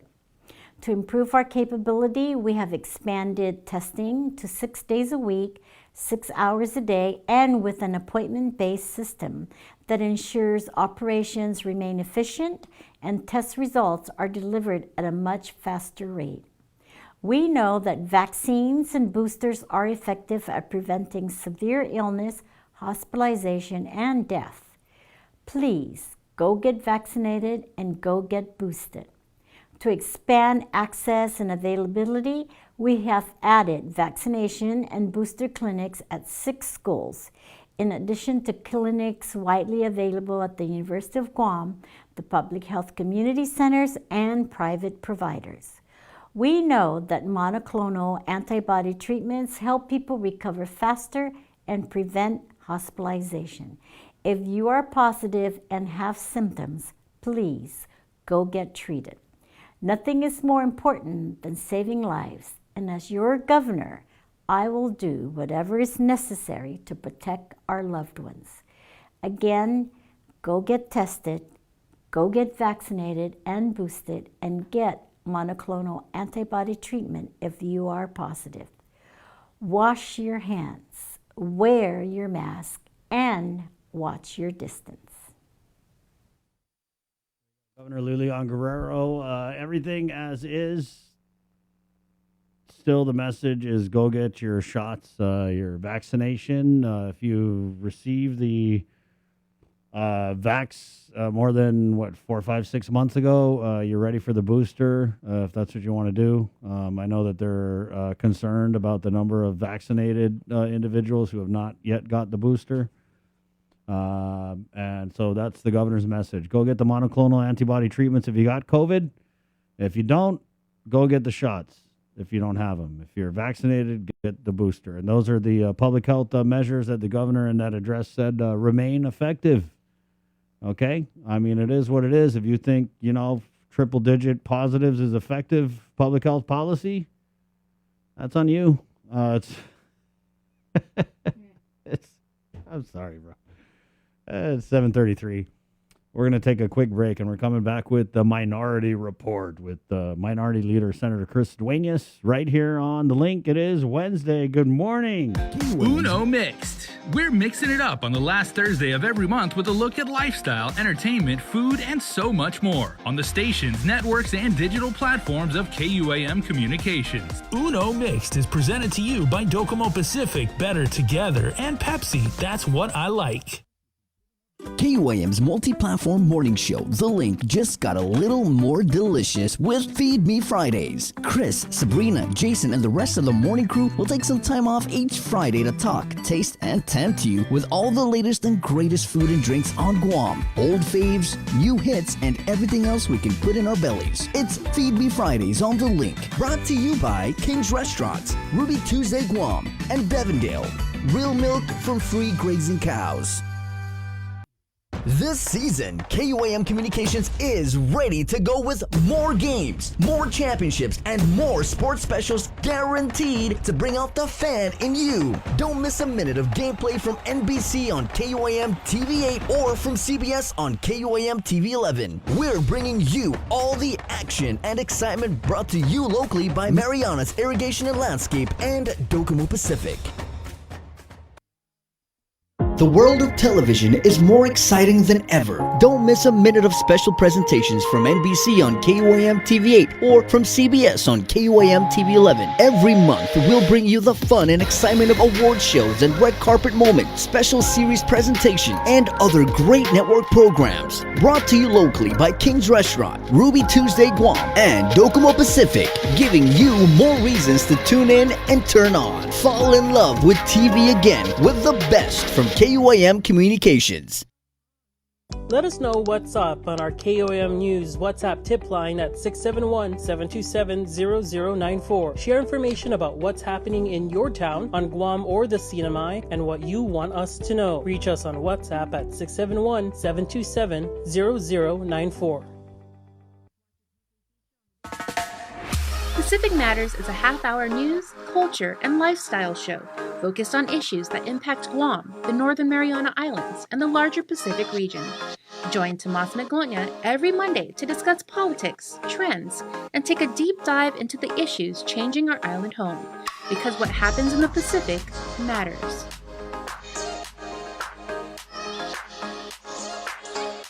KUAM Communications continues our perpetuation of our Chamorro culture, language, and heritage, with features available to our listening and viewing audience, including streaming of Chamorro music 24 hours per day on Isla Digital Radio on KUAM.com and the KUAM News app. Chamorro News Update, weekdays on The Link and the KUAM News YouTube channel. Conversations about life in our Chamorro language podcast, Cuentos Tapoco, with Kin Conception. Seasonal specials, shows, and other features highlighting the beauty of our language, culture, and history. It's a new era of our continued commitment to our Chamorro heritage. Isla, watch, listen, stream.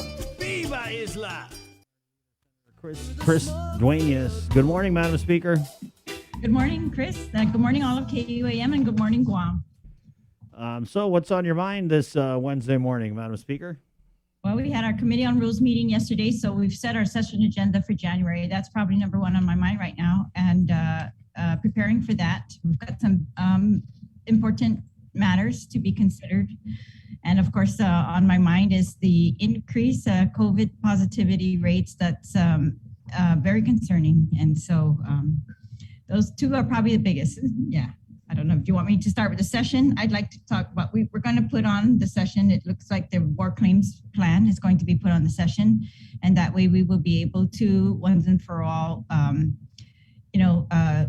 smooth out this process.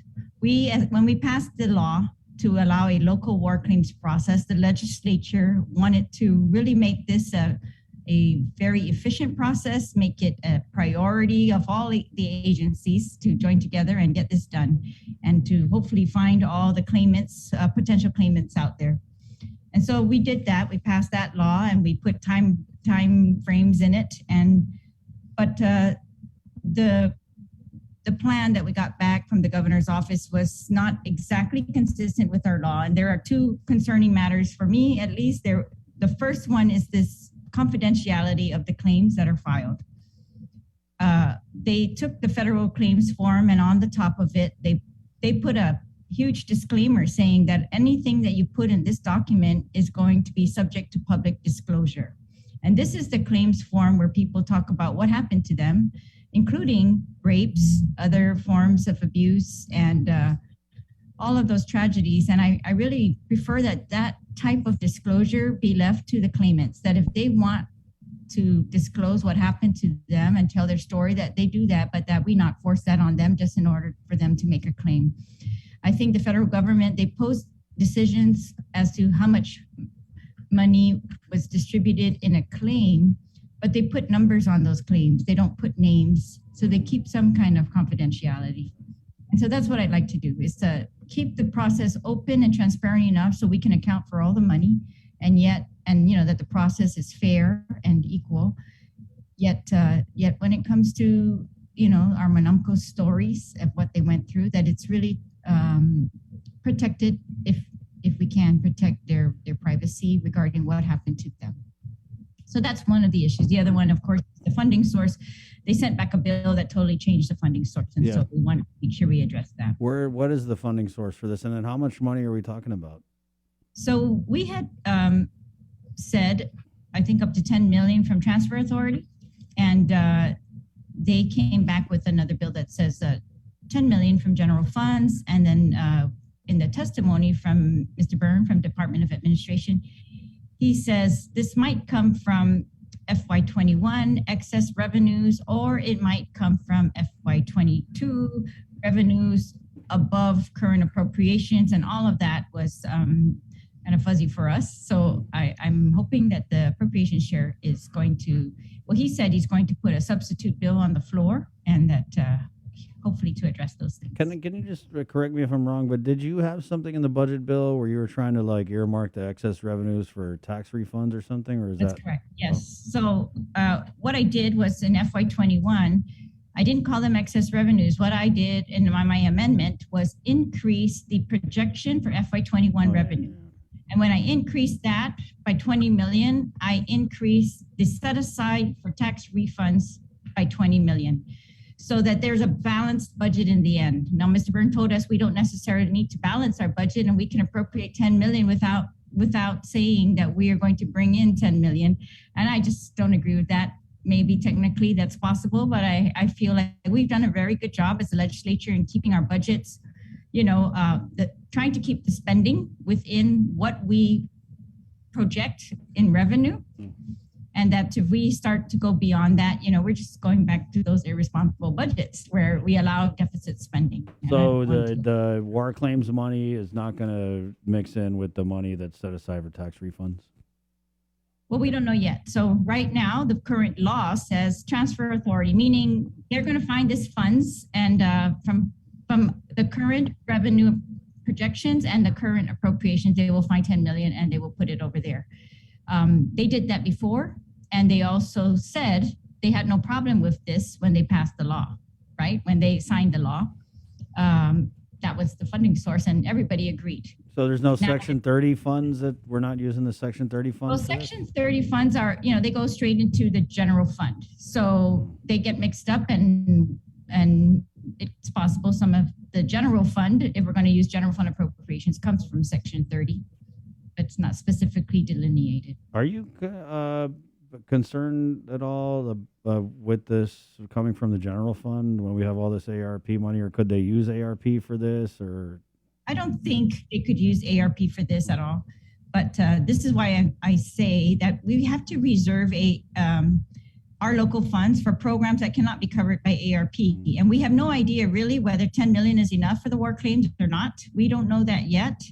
No one knows that. And so we're hoping, we're going to have enough money to cover that. That's local funds. That's why I say they should use ARP. What is eligible for ARP, they should use those funds for.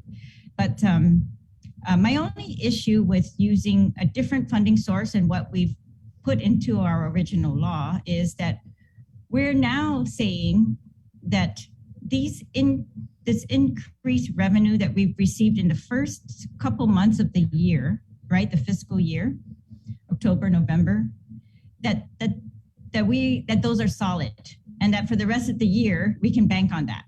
And I'm not so sure. They were very against us trying to do that in past years, saying, we don't know yet how reliable this seeming excess revenue for 2022 is. And so we'd like to see that. We also asked for lots of things. We asked for a detailed explanation of FY21 projected excess revenues, right? And we haven't got that in writing either. So Senator Brown brought up this point. I think it was something along the lines of, why are we paying for this ourselves? Did you have any thoughts on that? Because the whole intent of the war claims, right, is like, we were wronged by the Japanese. The United States forgave Japan for any and all wrongdoing. They off the hook, right? Japanese off the hook. So then Uncle Sam assumed the responsibility. We set up this whole commission, and then I think on the most recent go-around, we used the Section 30 funds, which was kind of like Uncle Sam paying for it, since it comes from the federal employees on Guam, right? But now we're just going to use our own money and to be done with it, and we're okay with that? Well, I don't think anyone's okay with that. That's not true justice, right? We're not getting reparation from the people who caused the harm, and then we're not getting reparation from those directly who waived the harm, right? And what we're getting is we're paying it out of money owed to Guam. That's what Congress decided to do, not the Guam legislature. They decided to do that. So I think, no, I agree with Senator Brown. That's not true justice. However, what Congress also did was cut off the claims period, right, in 1 year. And now we have additional claimants who might have been eligible under that program who just couldn't make a claim. And so what we are trying to do is just prevent an injustice on top of an injustice, right? So this small part that we can address locally, we are going to do that. That's to open that claims period, pay them out of the relatively same funding source, which is our local funds, and allow additional claims period. So I hope that we will be able to catch all of those who have not been able to file yet. Madam Speaker, is there anything else you wanted to touch on? Because I know you got to go, and I did have one other issue to ask about. Okay, yes. Well, we do have our session agenda set. There's several bills. There's a couple election bills that are on there that will change polling places and different things for the elections. We've got bills we've got the bill that relative to the size, weight, and load limitations of the vehicles. Remember that bill? That bill is on. And we've got a bill regarding the penalties for criminal sexual conduct. That's a bill that's on the agenda. We have, I'm trying to put a bill on that's going to be reported out shortly, the Chamorro Land Trust rules and regulations. This is to make these rules conform with the recent settlement and the recent change in the law. Yeah. So the Chamorro Land Trust finally lined those up, and we've got rules and regs ready to go. And this just keeps us in conformance with that settlement. Right. Supposedly the settlement was going to allow us to expand this program, right? More beneficiaries would be qualified or eligible. And so we're still hoping to do that. We've got bills regarding the EPA's funding and and EPA's headquarters. They want to use land up in Dedido that used to be like a transfer station, a solid waste transfer station. They want to use that for their headquarters, and they've got money if they're going to get federal money to clean it up. And so it's really, I'm hoping a win-win if they can clean it up and build their building, because no one else on Guam, it looks like, is going to be able to clean that up. It's a very expensive process to clean up that hazardous waste. But I get it. That would be like poetic justice, right? If their new office was sitting on it. I got it. Speaker, is there any update? I actually had two, just really quick, on the adult use cannabis rules and regs. I know that's in you guys' court now, right? Has the clock started ticking on that? Did you guys forget about that? I'm just checking for my people. No, I don't think that's been sent to us yet. Yes. So I think, no, you're talking about no, it's not been sent to the legislature yet. Oh, wow, that's interesting. Okay. And then Chamorro Land Trust, right? The ARP spend plan you guys submitted to the governor is very ambitious. I think there was about $25 million that you wanted to put for infrastructure improvements. We get this lady, she calls me at least 3 times a week. She doesn't have water. She's trying to get assistance from Sarah Thomas Netty Dog at OHAP, just because she doesn't have water and we're in a pandemic and yada yada. But what's the status on that? Has there been any conversation with Adelup about moving some of that ARP money to our Chamorro Land Trust? Of course, we've talked to them about this when we laid out our plan, and everybody seemed to be in agreement with these types of goals, right? That it's not specifically or necessarily that it's only for CLTC properties, but where the CLT properties are these huge tracts of land, and adjacent to them are other residences and other businesses that, when we bring this water and utilities out there, particularly water and sewer for those properties above the aquifer, then we give the entire area the potential to, have businesses and to have homes. And homes are very important right now. I think everyone will agree. I hope everyone will agree, and I take it back. Maybe I'm not so sure that everyone's really seeing this, but I am seeing it, and I think it's very clear to me. We have a huge proportion of our residents that are struggling to make rent, to find places to live. We have a homeless population that these are Chamorros unable to build a home, and we've got decades of families that have been separated from their family land and just really having a hard time making it. And these are the programs and we've got young people working hard, 2 jobs, both bringing in incomes, yet their families are unable to build a house or Speaker, and they're leaving Guam. Woostig. Speaker, in Woostig, there was a house, nothing special, $600,000 in Woostig. Not Barragata Heights. That's right. We started to see that several years ago when they started announcing the build-up. Prices went up. You can't get any house even in the middle of really not ideal areas, like for $400,000. That's, I don't know. The prices are very high. You're right. And I agree. And so it's very hard. So these young people, even the ones that working very hard, several jobs in the family, they're still having a hard time. And we see them leaving Guam. They think that they're going to go find another place where they can work the same and still build a house, right? Texas. They're going to Texas is where they're going. Yeah. And that's sad. We need our people here. We need their brains. We need their skills. We need their determination and grit here. And I think we need to really focus on building our community up. And so I'm just hoping this ARP fund's going to go towards that. Yes, of course. And we had a unanimous agreement in the legislature about that. And it's one of my best days. Best days in the legislature was the unanimous agreement from both sides of the aisle regarding that we need infrastructure, and that it's been too long and we've done nothing but a disservice without this infrastructure. Thank you, Madam Speaker, for your time this morning.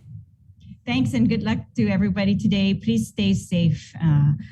This testing site, by the way, I wanted to let you know. So in my discussions and research, we find that this monoclonal antibody Regeneron treatment, like the one I got when I got COVID, that's good for Delta, but Yes. it's not necessarily good for the Omicron, right? Yeah. So we had Dr. Hulla on yesterday. Madam Speaker, I hate to interrupt, but yeah, we covered this, and then he said that there's an issue with getting the treatment that works for Omicron because there's a backup, and you have to get it direct from Uncle Sam, the feds. Correct. So when I met with the governor, we talked about this, and I asked, what is our status? And she says that we had 18 doses, but we had put in an order for 300 per month. And but I'm following up with public health as to how are they going to know which patients need which antibody treatment, right? Are we going to be telling the patients, now that we've got the machine, are we going to be telling the patients which variant of the virus they have? We have the or not? machine? Well, no, they're getting, remember, they're getting, Yeah. they're Okay. going to put the machine here. Apparently the results are going to be analyzed somewhere else. We're just going to print them out and send them somewhere to be analyzed, and then we get them back. But so my concern is, are we going to be letting patients know which one they have so that their doctors can treat them with the antibody that's, right for them? And how fast will that take place? Because this antibody is supposed to be effective if it's given very early on, onset of the virus. So those questions, we haven't yet got answers. Yeah, it's very important, I think, for us to keep track of how, if we're going to get that shipment of antibodies to Guam. The rest of the nation is fighting over it. I mean, there's a shortage, right? But hopefully, the governor said she'd ordered 300, and she had a promise that we would receive that. So I'm very hopeful, and I'll be very grateful if that comes in. And I hope that public health, distributes it fairly, swiftly, and it's supposed to go to those with great risk, and that we use when we bring in that genome sequence test lab, that we are able to give the patients and their doctors the information that might help them out to treat these people as well. Correct. Yeah. And then, so I'm sure you saw the governor's address, vaccine, booster, and the treatment. And when she mentioned the treatment, of course, the concern is, do we have the right treatment? Are we going to waste treatment on positives when they have Omicron? We're going to give them the Delta treatment and nothing's going to happen and we're down. So it's concerning. Speaker, thank you for your time. Thank you. All right. Thank you. Yeah, of course. Let's go ahead and get Minority Leader Senator Chris Duenas. Democrat, Republican, we got to put like a 5-second social distancing between them. Senator Duenas, good morning. Thanks for joining us. Half a day, Chris, Jason, and KUM family and the people of Guam. I guess this is going to be kind of boring. I agree with everything the speaker said. Okay, so we're done here. Just, Senator, let me go ahead. I just reacts to what she said. Yeah, just a few caveats, but she covered session very well. I had my notes here too. Going back to the issue of war claims, I think the only things that I will mention along with what she said is I agree, that we should really be looking at what we originally passed in law, which was the transfer authority. I think when Senator Brown was discussing, her issues particularly was to ensure that this program, as the speaker just mentioned, is really carrying out the true intent of the original deadlines and the original submissions that were opened up for. And the reason for that is to make sure that we lock in this $10 million estimate. But anything going beyond that, we would have to, of course, there's another bill that's been introduced to perhaps expand the program, but to contain the program at this time because there are other priorities for the people of Guam going forward. And so I know that that's going to be our concern. The other thing, I think the speaker agrees as well that, although the governor thinks that the program had lapsed, that nothing will move until there's a bill passed at the legislature. And that's why it was submitted in bill form. The legislature must vote. This must become a public law. So I know that Bill 230 has been put on the agenda by the committee chair, the appropriations chair, Senator San Augustine. So we will deal with all these issues, I believe, in the committee of the whole during session. So going back to CLTC, I completely agree with the speaker. We've been talking about this for a long time now, and I was very encouraged because I think we'll be talking about this as we talk about the rules and regs under this settlement agreement. And I want to expand to that a little bit. That's Bill 209. And you know, the speaker was really maybe a little bit humble because this is really a landmark case that we won in terms of the settlement agreement. And this will bring to fruition, you know, the agreement that this is a true program for our people of Guam, and that it's not in any violation of the Fair Housing Act, and really should put a fire underneath CLTC and everything, as was discussed during the public hearing on this bill for the rules and regs, to get moving, to get the subdivisions done, to get the infrastructure in, to start issuing these properties, and I think that this is something that we'll be discussing on the floor, and the speaker's exactly right. That 25 million and more really should be put into this immediately. Those subdivisions, as reported by Joey Cruz and other members of the board, and the actual land agents, some of these subdivisions, Chris, they're ready to go. I mean, they've got the maps lined out. A survey can be done really, relatively quickly. And these are literally subdivisions where hundreds of homes can be built. And so we need to move. And so I agree with the speaker on that. Let me ask you this, Senator.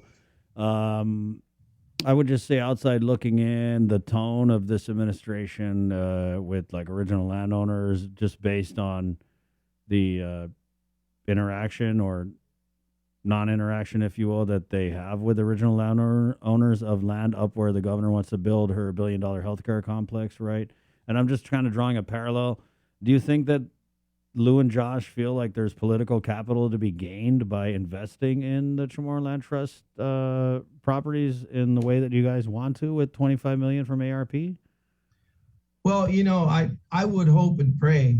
I mean, let's face it, right? I mean, everything, particularly in this season and between the administration and the legislature now, is going to come off as political. But let's be honest to ourselves. This is the right thing to do, Chris. I mean, of all the things we talk about, let's be honest with ourselves, right? Market forces are what drives what's going on. We were talking about before coming online. The cost of homes is just absolutely skyrocketed and completely out of reach for even people who have decent incomes. And so right now, a lot of times people ask us as legislators and when people are running for governor, what can you do? Well, why don't you start by addressing the things you really can do? This is land inventory in the bank of the government of Guam. This is money that can immediately be infused to get those lots ready and to have hundreds, perhaps thousands of families who absolutely cannot afford to even rent. And even rents, Chris, by the time we get these subdivisions done, most rental income right now literally would be a mortgage on a modest home on land for under the Chamorro Land Trust program. You were mentioning earlier, and I hear that caller that calls in every single time, just asking for water. I mean, these are people who are not waiting for a survey. They're not waiting for anything. They're living there now, but they just want the basic necessities, and it's unconscionable to think that, right? So it's not just about maybe the political capital down the line of putting this money in for hundreds and thousands of people to be able to at least have dignity of a place to stay. But how about dignity today? And so it's not necessarily, whatever a person would chalk up to capital, Chris, and I know, you didn't intend it to, to be, adversarial, but the fact is that, it's unconscionable what we're doing right now, asking people to go out there and try to survive without basic needs of water. So it's the right thing to do. And what we can do in this budget session, Chris, if this continues, is we can really, the tool that we have is we can start de-appropriating, so that the governor has to focus on the priorities. And we can move money, to the CLTC, and then they have to figure out how to use ARP to cover other shortfalls. These are things we can do. So, Chris, this is not just a nice to have. Yeah. This is, we need to have it, because if we're going to continue with this program, we got to do it right. And that means having proper infrastructure. It's 8:00. So Minority Leader, Senator Chris Duenas, talking about playing hardball, de-appropriation. Wow. We're going to jump over to KUAM TV, where KUAM FM and Agani Guam will continue the Minority Report with Senator Duenas. But guys, fix yourself. KUAM TV, here we come. Good morning.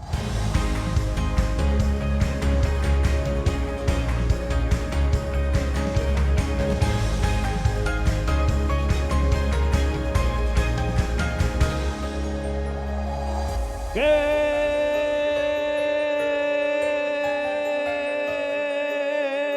morning, Guam. Right on. It's 8:01. Welcome. Hi, KUAM TV, Facebook Live, The Breeze, 93.9. We're also streaming on the KUAM News app. This is the link. Pacific Points, Cavo Enterprises, IT&E, and Jack in the Box. Senator Chris Duenas, the Minority Report. He was just talking about forcing the governor's purse hand, de-appropriating monies, and forcing her to use the ARP funds where they de-appropriate the money from. This is something, you guys kind of talked about this in the budget process, Senator? Did. And, let's start from the beginning, right, Chris? We were really operating in good faith. We went down and met with the governor months and months ago, almost a year, basically, by the time that we go towards later in this year, right?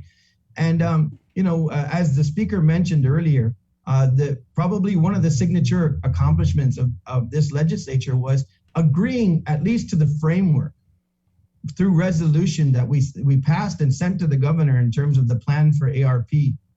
And one of the key initiatives there was the $25 million for Chamorro Land Trust to put in infrastructure and get these subdivisions moving. We've got a report from CLTC that they're ready to go. They've got multiple large plots that they could move forward on now, creating subdivisions, putting infrastructure in, and allowing the dignity of people who currently can't survive in this environment, but could thrive on Chamorro Land Trust property. So yeah, we worked in good faith. Then we got the governor's plan, and even the most recent report from the governor's plan, I think, is woefully short in terms of what the people of Guam would believe is the priority, and particularly in this area. So we are supposed to be receiving in the next week or so, Chris, the budget for the 2023 appropriations from the governor. And if we really see that there's no real movement from the general fund request and the overall budget request, this is a tool that we can use going into this budget season, saying, Governor, if you will not reflect the priorities of the people of Guam and look at simple programs like this that will help our people at Chamorro Land Trust and other, programs to help our people, we can start going in and actually de-appropriating general fund revenues, because we know that the governor has represented that she will use ARP to be able to backfill any possible, shortfalls within the government. It's a drastic measure, and I would hate to do it as a showdown. So perhaps the governor will continue now to work with us once again on the original framework, modify her plan, because I think going forward, Chris, in the next couple of years, particularly with tourism not being able to get, fired up right away at this point, I think we need to refocus. What is the real priority of that money, and particularly to make sure that we can help our people for sustainable reasons going forward, because we may be able to make it through this fiscal year, the next fiscal year, but what about 2023 and a half and beyond, Chris? And so we need to make sure that these investments are transformational and they are things that can sustain life and sustain our people while we try to work out of this economy morass that is going to exist unless we can really turn the corner on COVID-19, get our tourism industry back up and humming. Thank God for military spending at this point. We got these 6 exercises that are planned. I think the hotels are basically that's going to be their lifeline to be able to use the accommodations of all of these forces that will be coming in and staying in hotels, spending money in our economy. Hopefully we remain open and stay thriving while we keep ourselves safe. But Chris, there's so much to do. And right now, when we just use this one program that we're talking about that can help people, it's something that's so far and wide reaching right now. So I, for one, am willing to use that tool if we can't get the governor to agree on these basic programs. Wow. I feel you on our economic future, because I think a lot of people thought this was the year that we were going to really, really, really get back to normal. And with this Omicron, it's just screwing everything up. And, we always follow the states, and look how bad it is in the states. So I'm thinking it's probably going to end up getting pretty bad here, right? And so that ARP was supposed to be that bridge, right? But now it looks like the river could be turning into an ocean.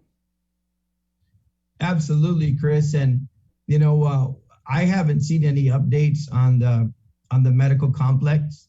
I honestly don't believe, sitting here, you and I and Jason and the rest of the team here, I don't believe that we will be anywhere near at the end of this fiscal year going to market to be able to have any solid plan that we would say that we're going to encumber this year's $35 million for the hospital.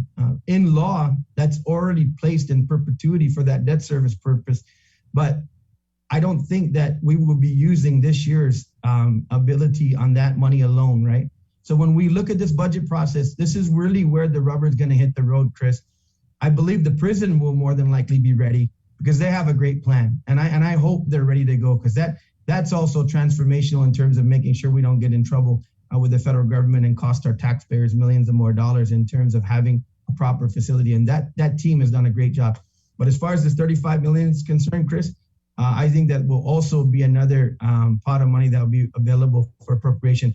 I don't see under any circumstance, particularly with the land issues, the landowners up there on that property in Manguilao are organizing. And I think, the governor is going to have to be a lot more focused on this issue because they're not going away. And I think the thought process that right now everything's ready to go with that piece of property and the hundreds of millions of dollars that requires infrastructure up there, I honestly don't believe, Chris, that first of all, without any negotiations going on right now, that's going to be anywhere near financing or breaking ground by the end of this fiscal year.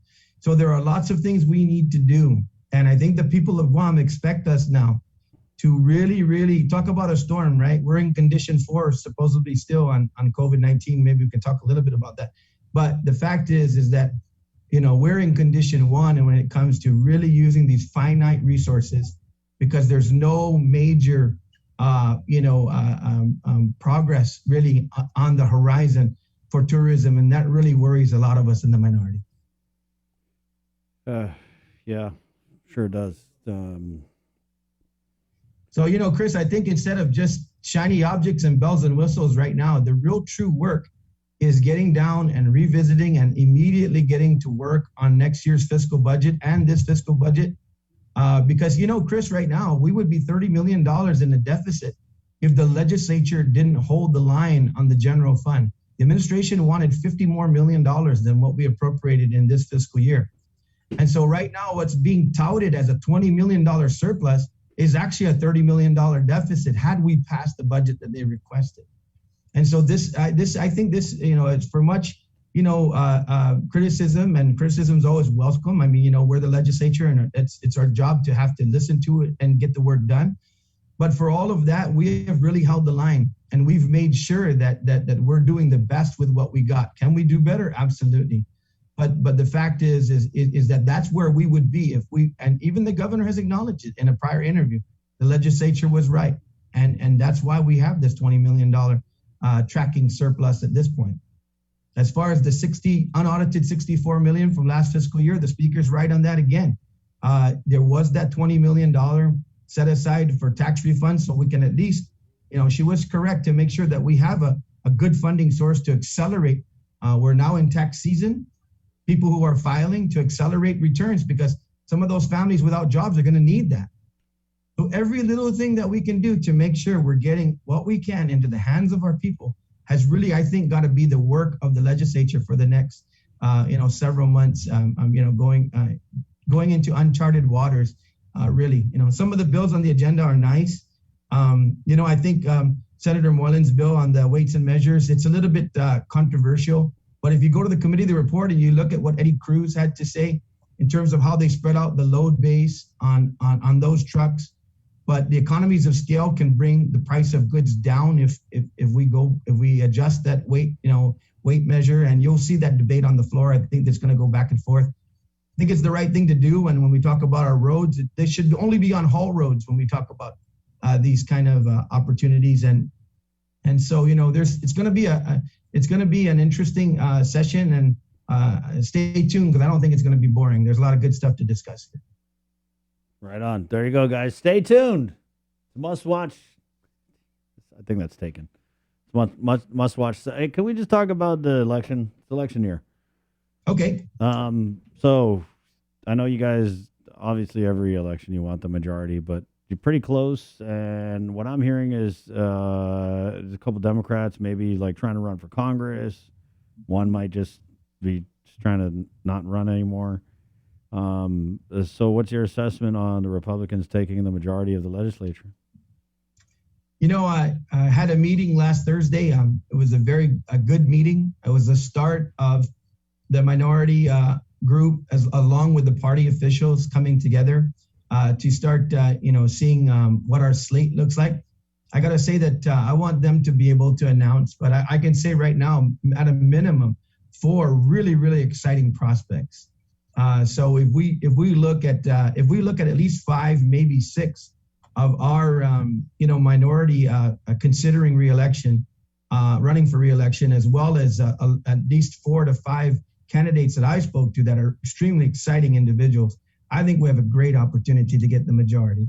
And I think if you look at a lot of the things that the minority's been concentrating on in terms of economic development, economic opportunities, Jim Mullins done a really good job with his prospects on Get Guam Moving. A lot of the governor's programs that she's rolling out right now really are mirror images of bills that a lot of us introduced, starting with Jim on Get Guam Moving, to use ARP funds in the proper way, and ways that are being used now for rent relief, for relief on utilities, for other projects, even the LEAP, really, what came from the legislature first, we introduced a resolution. So if you really look at, and we're working across the aisle as well, Senator Joe Snogstein and others have really been, very instrumental. But I think that, the aggressive posture of the Republican Party and the candidates that we're attracting, I think we're positioned very well to take the majority, Chris. Do you think that the Democrats who are close with the administration are going to suffer in this election because of that closeness? Do you think people are kind of wanting more checks and balances and more independence, even from Democrats in their senators? Well, I not to draw it necessarily back to myself, because a lot of my Republican colleagues do support what I was trying to do and what we were trying to do with Bill 11. I think that this has been kind of a litmus test to, do you want to hold an administration, not just this governor, any governor going forward? Do you want to have solid checks and balances when it comes to the power and control of the executive branch, particularly under emergency conditions? And so at least what I hear from folks out there is that they want to see an aggressive legislature. They want to see a legislature that's doing their job in terms of checks and balances, not overdoing their job. Because a lot of times too, Chris, we have to be honest with ourselves, right? Like what we're begging for under ARP. These things are not within our control. The executive branch is very, very powerful on Guam. And basically, particularly when it comes to, appropriations. I talked about this $35 million. If we get a straightaway reimbursement for this fiscal year on EITC of that $35 million, Chris, and it is under a situation like the ACTC and it's a trust fund, legislature can't touch that. That'll be another program that's completely under the control of the governor. And all we can do is beg, possibly de-appropriate to force your hand. And so, like I said, I think that, in any situation where you have Republicans in the legislature and a Republican governor, a Democrat governor and Democrat senators, you really have to define yourself in making sure that the work of the people is there at the legislature, and you've got to put those relationships aside sometimes because the people of Guam expect it. And so I think that's the feedback that I've been getting. Who is running for governor for the Republican Party? I can say right now very clearly, without saying who's running for governor, there is one candidate right now that has been talking to individuals actively, has been having meetings. And so I know that we have a gubernatorial candidate. Hey, do we got have somebody. Other candidates? Go ahead. Yeah, we are going to field a gubernatorial team.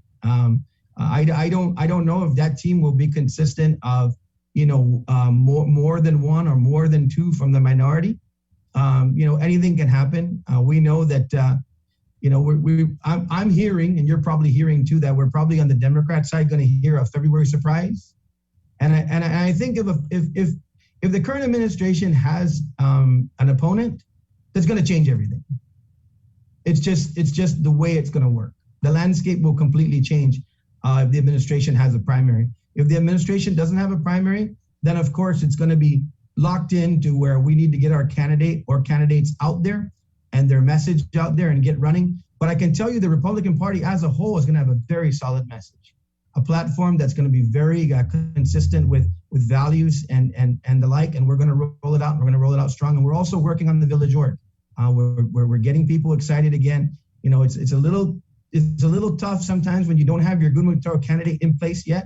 But there are village leaders that are calling us and that we're meeting with, as well as some mayors, and there's excitement on the Republican side. I mean, you guys are way behind because, the administration has been campaigning. They've been having fundraisers. You got to give them credit because even with this whole public health emergency, they have still found the time to concentrate on raising money for their reelection. Some people would say, oh, well, that shows what their priorities are. Well, it is what it is, right? So, but you didn't answer the question. I said, who is running for governor under their... It simply would be wrong for me not to allow that individual and that team to, come out with the kind of, vigor and high-powered campaign to hit the ground running and do it. As much as I'd love to. I know, yeah. But we have Senator Frank Blas has. I want to say that he has. If he hasn't confirmed that he is actually running, he's come very close. So that's the name I've heard. I've also heard Senator Tony Atta is another name that I heard recently. You just mentioned a team. You also said you don't know if there would be one or two from the minority running. So I'm kind of just trying to put together everything that you said. And I think it's getting a little bit clear. But for now, no names. No names, but it's an exciting discussion that we're having. And like I said, I think that also on Guam, at least the holiday parties that I attended and the places that I was able to actually get to, although it wasn't that extensive, the folks that I was talking to are also anticipating a very exciting match on the Democrat side. So I believe that that's all going to work itself out, and I think in the coming weeks, Chris, we'll have some solid tickets that are formed, ready to go. And on the issue of raising money and on the issue of late campaign, Chris, I think that this COVID situation, just like the 2020 election, particularly now with this Omicron variant, and we don't know what other variants are going to come in terms of, I've been to also a couple of, unfortunately, I had to attend a few rosaries lately. People are very reluctant to gather at this point. This is going to be a completely different campaign, I believe. And money will be important. There's no question about that. Raising money will be important. But one of the things we're talking about in the Republican Party of Guam is contrast is going to be very important too. And I think the people of Guam, if they're frustrated about anything, I think they're frustrated by the fact that they believe that currently the administration has a lot of work to do in terms of being in touch with the people.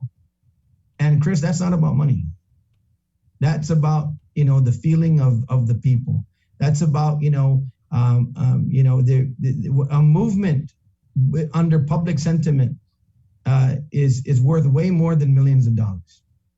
When you get people fired up about things like vax mandates, when you get people fired up about things where you feel that, their administration is concentrating on things that don't affect their everyday lives, you don't need all the time a lot of money to counter something like that. And that's why we're firing up the village org. We're people who are excited to come talk with us.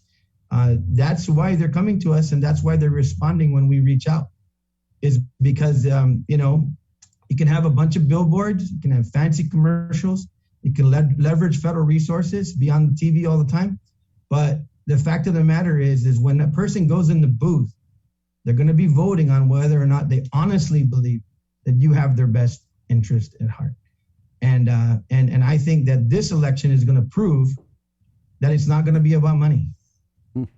You need some of it, but you don't need to match a $4 million campaign. Yeah, but Senator, I want to say every election, whoever spent the most money has won. So it's always about money. But I definitely, I feel you. I feel you on that.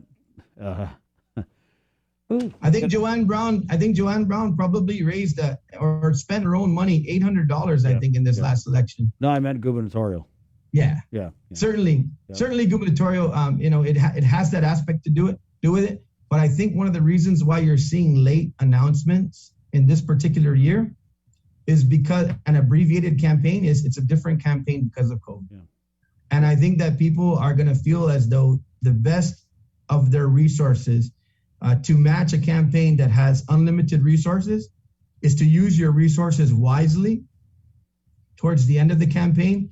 And in the beginning, get out there and meet the people as much as you can. On social media is going to play a lot of it. You guys are going to play a lot of it, a huge role in this. And I think all the fundamentals are going to be different in this election. And as far as I'm concerned, this election is completely up for grabs for whoever puts their hat in the ring.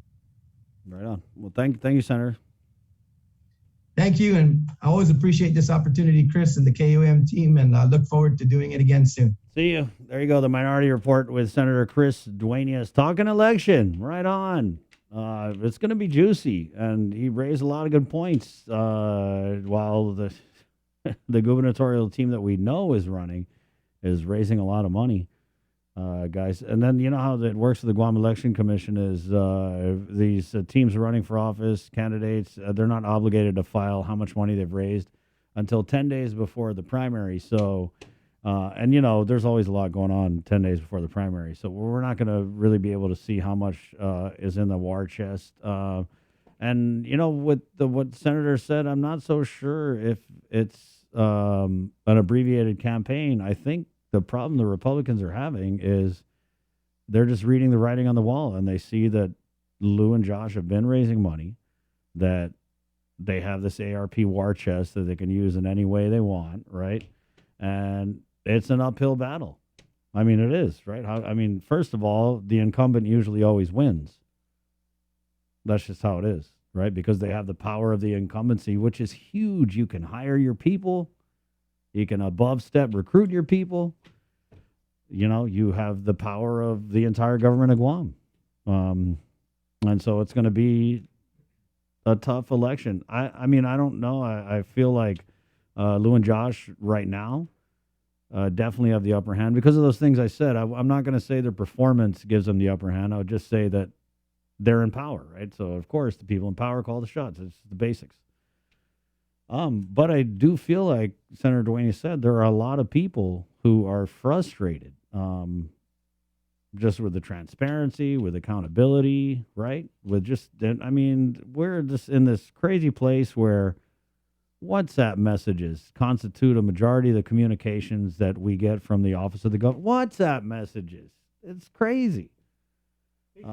Facebook videos. Yeah, it's just like the interaction, the level of interaction that they choose with not just the media, but with the people of Guam, really, it leaves much to be desired, I would say. And so there are a lot of people who are frustrated at those issues, like transparency, accountability, and those are issues that you can help, right? So the administration could easily be more transparent. They could easily be more accountable, right? One thing they can't control, though, that I think is a big deal for a lot of people is this COVID. How do you campaign on COVID? The governor in her a couple of addresses ago actually said we beat these surges. How do you campaign on beating COVID when you can't beat COVID, when it just keeps coming back, when we've had all these deaths, when, people are frustrated with the restrictions? And so there's that part of it too, right? So I feel like a worthy opponent could put up a heck of a challenge to the governor and the lieutenant governor. And they know that. And so I feel like that's why they're really raising money. That's why they're hiring. That's why they're doing all the things that they have to do, even as this pandemic runs, because they know that there's going to be that undercurrent. I don't even know if undercurrent's the right word. It might even be a current that's bubbled up to the surface already. But they know that they're going to have to combat that. And how do you combat that? You give out stuff. It's what it is, right? a stimulus, another stimulus, maybe another RISE Act. Then we'll see. But we're going to be here, though. I hope so. Unless you guys know something I don't. I plan to be here. It's 8:27. Pacific Points, Cavo Enterprises, ITNE, and Jack in the Box. That being said, guys, go register and vote. Okay, go GEC. I think you can do it on their website. You can also go by their offices. Register to vote. Get your bullets for this election. Okay. Right now, let's go into our 8 o'clock newscast here, which is brought to you by Pacific Points with the very latest from the KUAM News team. Ladies and gentlemen, Jason Solis. Good morning, Jason. Yeah, good morning. Go register to vote. Go get tested. Go get vaccinated. All the things that a proper civic servant should do. All right. We are getting into our newscast right now. And the governor, are we going to play the clip? Yeah. Okay. So the governor said she will not be implementing any new restrictions amid the surge in COVID cases, specifically the revelation last night that there have been 422 new COVID positive cases revealed from 2,304 sample tests gathered on January 10th. That is a positivity rate of about 18.3%. The governor is encouraging people who test positive and have symptoms to seek the use of the monoclonal antibody treatment. Here is the governor's statement released at about 7:30 last night. Half a day. At this time, there are 14 COVID admissions within our hospitals, with only one receiving ICU level of care. The remainder are not as severe. Today, we are tracking 422 new positive cases. The rate of spread continues to be high, and the severity of the illness remains mild. Our focus remains on preventing severe illness, preventing increased hospitalization, and saving lives. Our public health interventions and protective measures remain effective, and as such, I am not announcing any new restrictions at this time. I am asking everyone to stay the course, and this is how we do it. We know that community testing helps us quickly identify new COVID cases so we can isolate the virus. Please get tested. To improve our capability, we have expanded testing to 6 days a week, 6 hours a day, and with an appointment-based system that ensures operations remain efficient and test results are delivered at a much faster rate. We know that vaccines and boosters are effective at preventing severe illness, hospitalization, and death. Please go get vaccinated and go get boosted.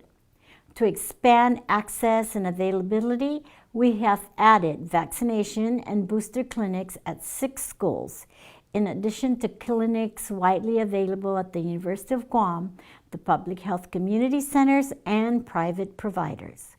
We know that monoclonal antibody treatments help people recover faster and prevent hospitalization. If you are positive and have symptoms, please go get treated. Nothing is more important than saving lives, and as your governor, I will do whatever is necessary to protect our loved ones. Again, go get tested, go get vaccinated and boosted, and get monoclonal antibody treatment if you are positive. Wash your hands, wear your mask, and watch your distance. All right, well, island residents seeking a job in other news will have an opportunity to do just that and speak to representatives and hiring managers from the Westin Resort Guam today. The company is looking to fill various positions in various departments like engineering, their front desk, security, and housekeeping, and others. The Westin is holding a job fair today from 9 in the morning, starting in about a half hour, until 3 p.m. at the Sumnak Ballroom, of course. That is in Tumon. Well, while I was recapping the latest data about COVID-19, you might have not noticed as we go into our news packages, which is, of course, brought to you by our friends at Pacific Points.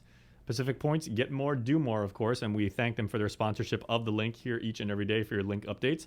And the car score was not mentioned for those of you who have a pretty sharp ear, because the car score is speeding off a cliff, obviously, as that number has skyrocketed to 162.6 this week, up from just 89.7 the previous day. Here's a look back with Tomas Manglotnian as how the metric was built, and many residents are questioning if it's even accurate or if we need it at all. Like your credit score, there's a lot of math behind it. You can kind of understand a little bit about what those factors are. But in the end, it's the score that really matters, and it's easier to follow. It's known as the CAR score, or COVID Area Risk Score. In November 2020, former Public Health Chief Medical Officer and the mind behind what he called the one score to follow was on the link to give meaning to the numbers. These days, the CAR score's check engine light turning on, reaching as high as 162.6. Here's Dr. Cabrera again from 2 years ago. The CAR score was used in the summer primarily for how we risk stratify travelers that were entering to Guam into what quarantine protocol they were going to end up going into. And the CAR score was meant for non-Guam areas and what their score was so that we can assess the risk of these different areas. So now we're actually using it to assess ourselves. We always kind of track where we are relative to the rest of the public, but this now is really focused and in all honesty, this is the third version of the CAR score. The score took into account incidence of new cases, test positivity rate, and rate of spread. And then Press Secretary Crystal Paco San Agustin stressed the need for the score on November 23, 2020. The lower the score, the better our ability locally to manage our COVID risk, and the higher the score, the more we are testing those maximum limits of our public health system and our hospitals. So what you saw a few weeks ago when our CAR score was in the 40s was we were putting out we had to do extraordinary measures to help manage our COVID response. The Blue Med tents had to be assembled. We've had to, call on our military counterparts to help supplement or augment our staffing in the hospital. This morning, she told KUAM that the formula was created before public health interventions like vaccinations, boosters, and treatment. The most critical metric, she says, is number of hospitalizations. The governor also relied on the CAR score in this address from November 9, 2020. I am calling on each of you to strive for 5, to maintain a CAR score of 5 or under for the next few weeks. That's a far cry from the use of the CAR score coming to a screeching halt that seemingly asks the public to close their eyes and ignore the staggering number when the island is in a surge. Former PAG Chair Hoa Wen says it's time to move on. We should kind of stop using the CAR score at this point. I mean, there's a lot of factors that we currently have that kind of need to do a lot of adjustment for the CAR score, especially, we have a high percentage of people that are fully vaccinated already. So I think we just have to follow the rate of positivity in the community and just follow that daily and weekly. He agrees that monitoring hospitalizations is vital and the CAR score confuses the public. It doesn't make any sense, so I don't like it either.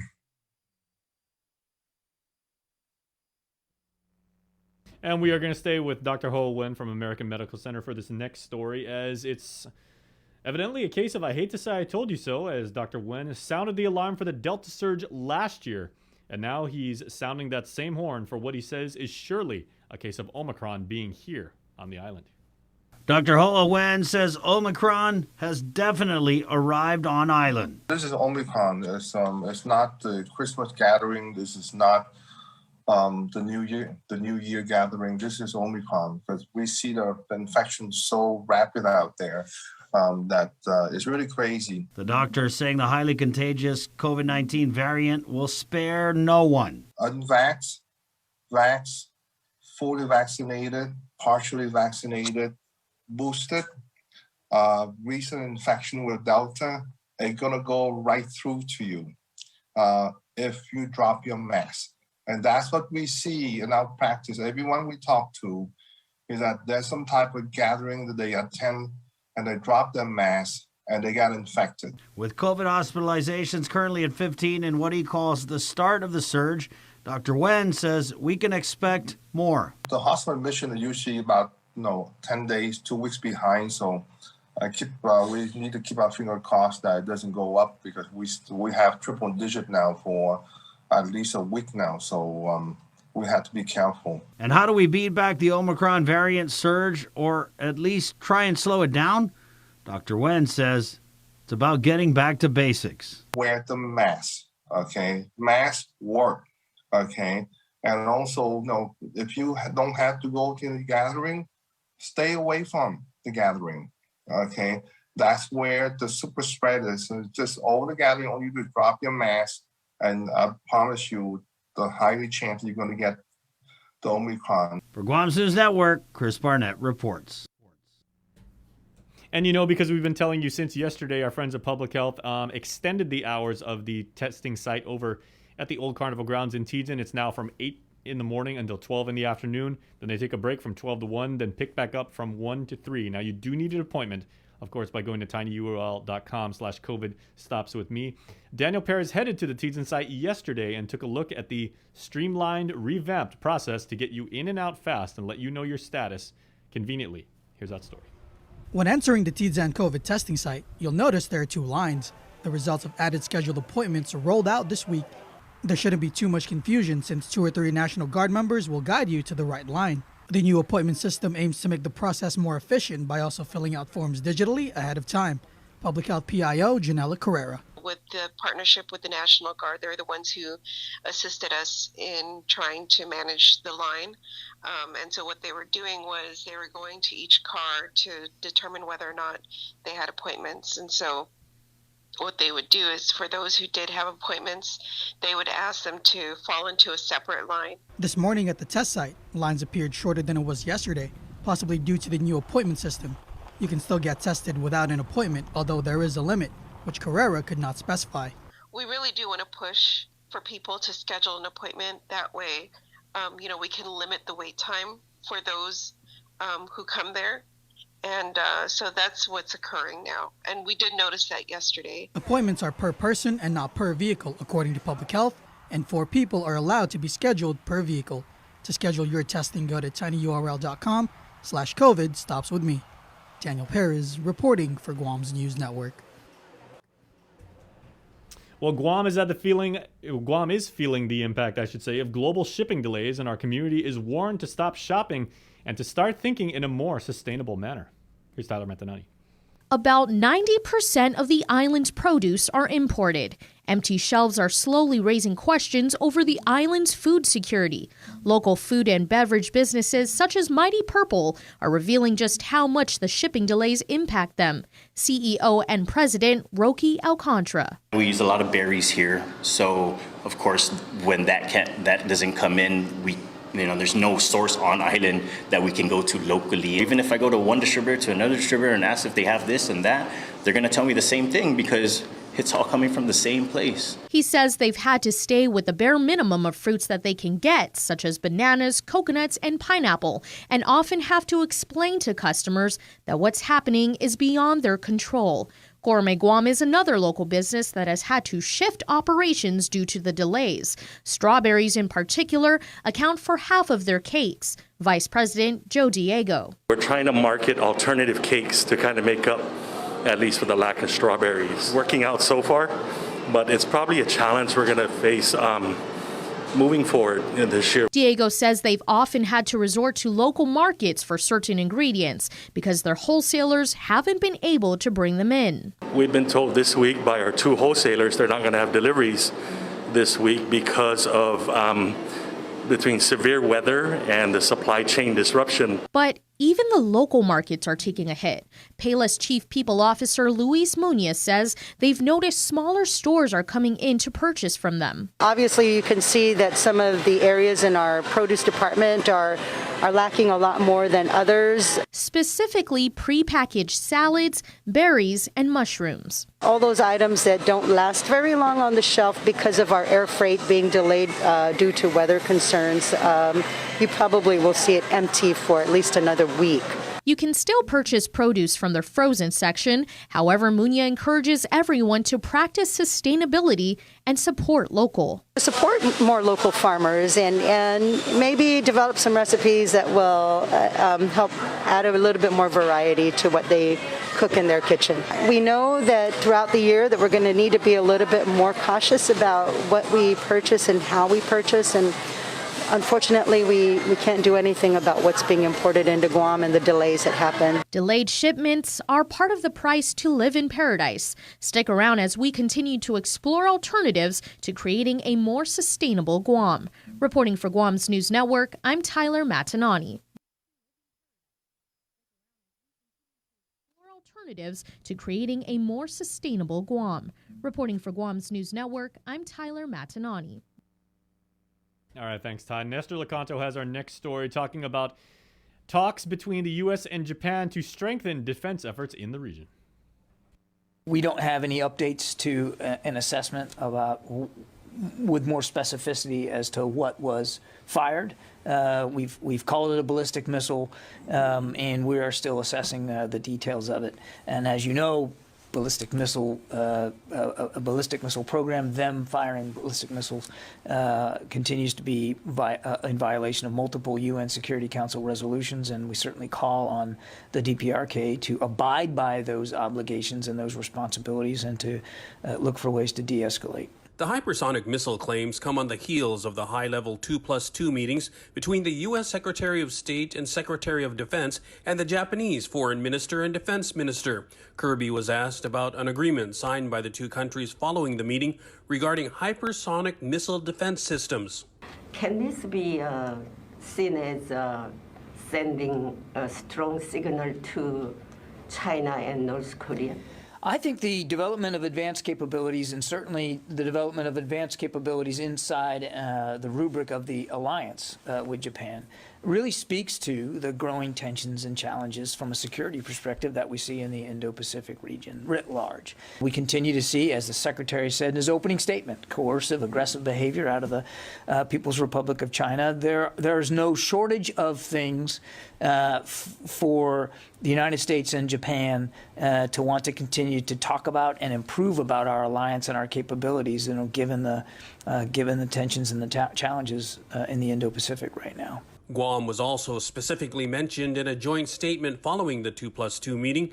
The U.S. and Japan confirmed, quote, the importance of accelerating bilateral work on force realignment efforts, including land returns and consolidation of U.S. facilities in Okinawa, and the relocation of approximately 4,000 Marine Corps personnel from Okinawa to Guam beginning in 2024.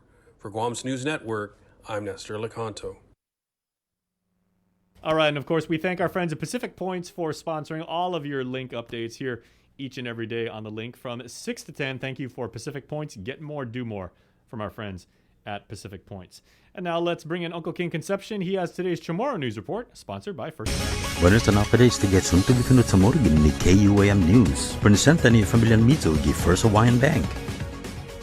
Masyado durante ang pandemic, wala mas nuevo na business siya, man mababa kino antes di pesti. Isan dot Jim Moylan sa asangan na debit na makredito aji legislasyon niya palinuzi niya ribay gasto ni Limited Liability Company pad ALC, $1,000,000 pesos hasta papay 250 pesos. Ilingan na istin numero ni nuevo siya na business sa kahulo mas ki 50% pad 280 i 2019 nasakan, hasta hulo gi 319 gi 2021 nasakan. Ma-override ni legislatura dyan na biyo despesa bito i magahaga. Jaling si Moylan na según yung statistic report gin ni Revenue and Tax di nansibidan niya yung legislatura ni por ma-override. Lo ano gi Revenue and Tax na rin nabahalo kay po todo yung gastong lisensyan business siya disti 280,000 pesos i 2019 nasakan esta papag 86,250 pesos i 2020-21 nasakan. Linya si Moylan na siyempre yan na parsa ni tax in nuevo na business siya sa diniroga adyo na minalingo. Mas asunto, des na kumpanyang construction no samano size na kumpanyang Guahan sa manapatin na di 400 milyon pesos na kontrata gini Naval Engineering Systems Command but NAVMAC Marianas. E kumpanyang Guahan siya sa Allied Pacific Builders gidsa Dededu, BME and Sons gidsa Mangilaw, Fargo Pacific gidsa Tamuning, Modern International gidsa Barrigada, Serrano Construction gidsa Dededu, dan Technicon ginin Mangilaw. Itatunya sa sumano nuevo siya na construction inadelanto na di manggay kesta na guma pero mana mas nuevo posisyon niya tani para mafamaw na ma-assiste guma siya gi fasilidad militar tani federal ginigi sa Guahan.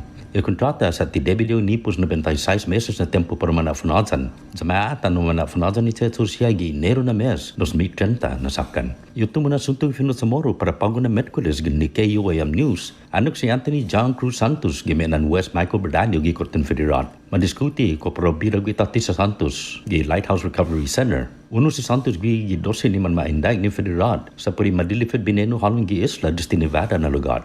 At miti si Santos na resisibi methamphetamine ginin Nevada gi post office. Gi December 2012 nasakan, maaresta si Santos ni Ahendan Federal. Ane masoda paketi para si Santos na sa ganin ni 81 grama na methamphetamine. Gi Marzo 2015 nasakan, masentensya para 5 anyos gi ipreso. Ma-release gwati gi Lighthouse Recovery Center para matrata lo madulolak ane masoda na ga-izu cellphone. Gi despreso mano na tiya kontak ki Korti para 2 anyos na tempo, jadyo naman na hujong warrant para arestao. Tata tabi desisyon ginin ni Korti ko para birag itati si Santos ki Lighthouse Recovery Center. Lumaplanen niya i-recommended niya para manahujang iti ampan na tempo. Bentas adzo, makandadaluha si Santos.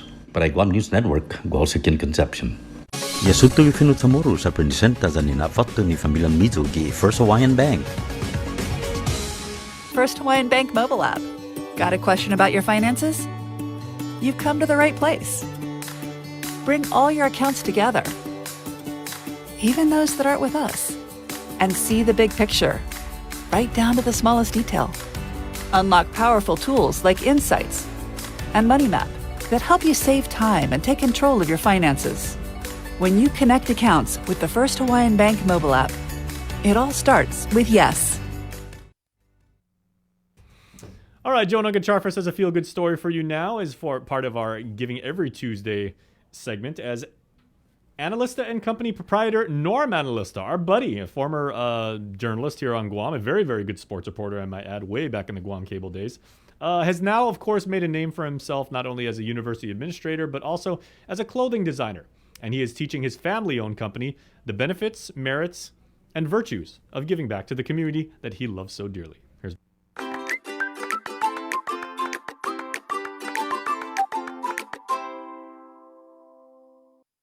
Analista & Company decided to launch Fashion for a Cause this year. Last year we launched Hoodies for a Cause, and we wanted to make sure that we could provide an array of products beyond just hoodies. So what we wanted to do was encourage the community to come out and support Catholic Social Services Food Pantry. And so for every hoodie that's sold, every t-shirt that's sold, every custom button-up that was sold, we donated $5 for every shirt and $15 for every hoodie to go towards the Catholic Social Services Food Pantry. In just 2 months of the campaign, the Guam-based Eclectic brand was able to collect $1,050, selling 30 hoodies and 100 t-shirts. Receiving the generous donation from Analista and his wife on December 30th was Lisa Bordalio, Marketing and Client Services Manager for Catholic Social Service. We were really happy and really appreciative. We're very grateful to work with local businesses who want to give back and give a portion of their proceeds to a nonprofit and our food pantry like this one. The funds raised will go toward their expanding food pantry. This is one of the few programs that we have that is not it's solely based on donations. So it's not funded by any other source. So that donation will be going to the food pantry, and we will be using it to purchase any food stocks that we run low on so that we can continue to sustain the operations and give more families food, families in need. Analista explains why they wanted to help in any way they could, knowing that there are people on the island who go hungry every day.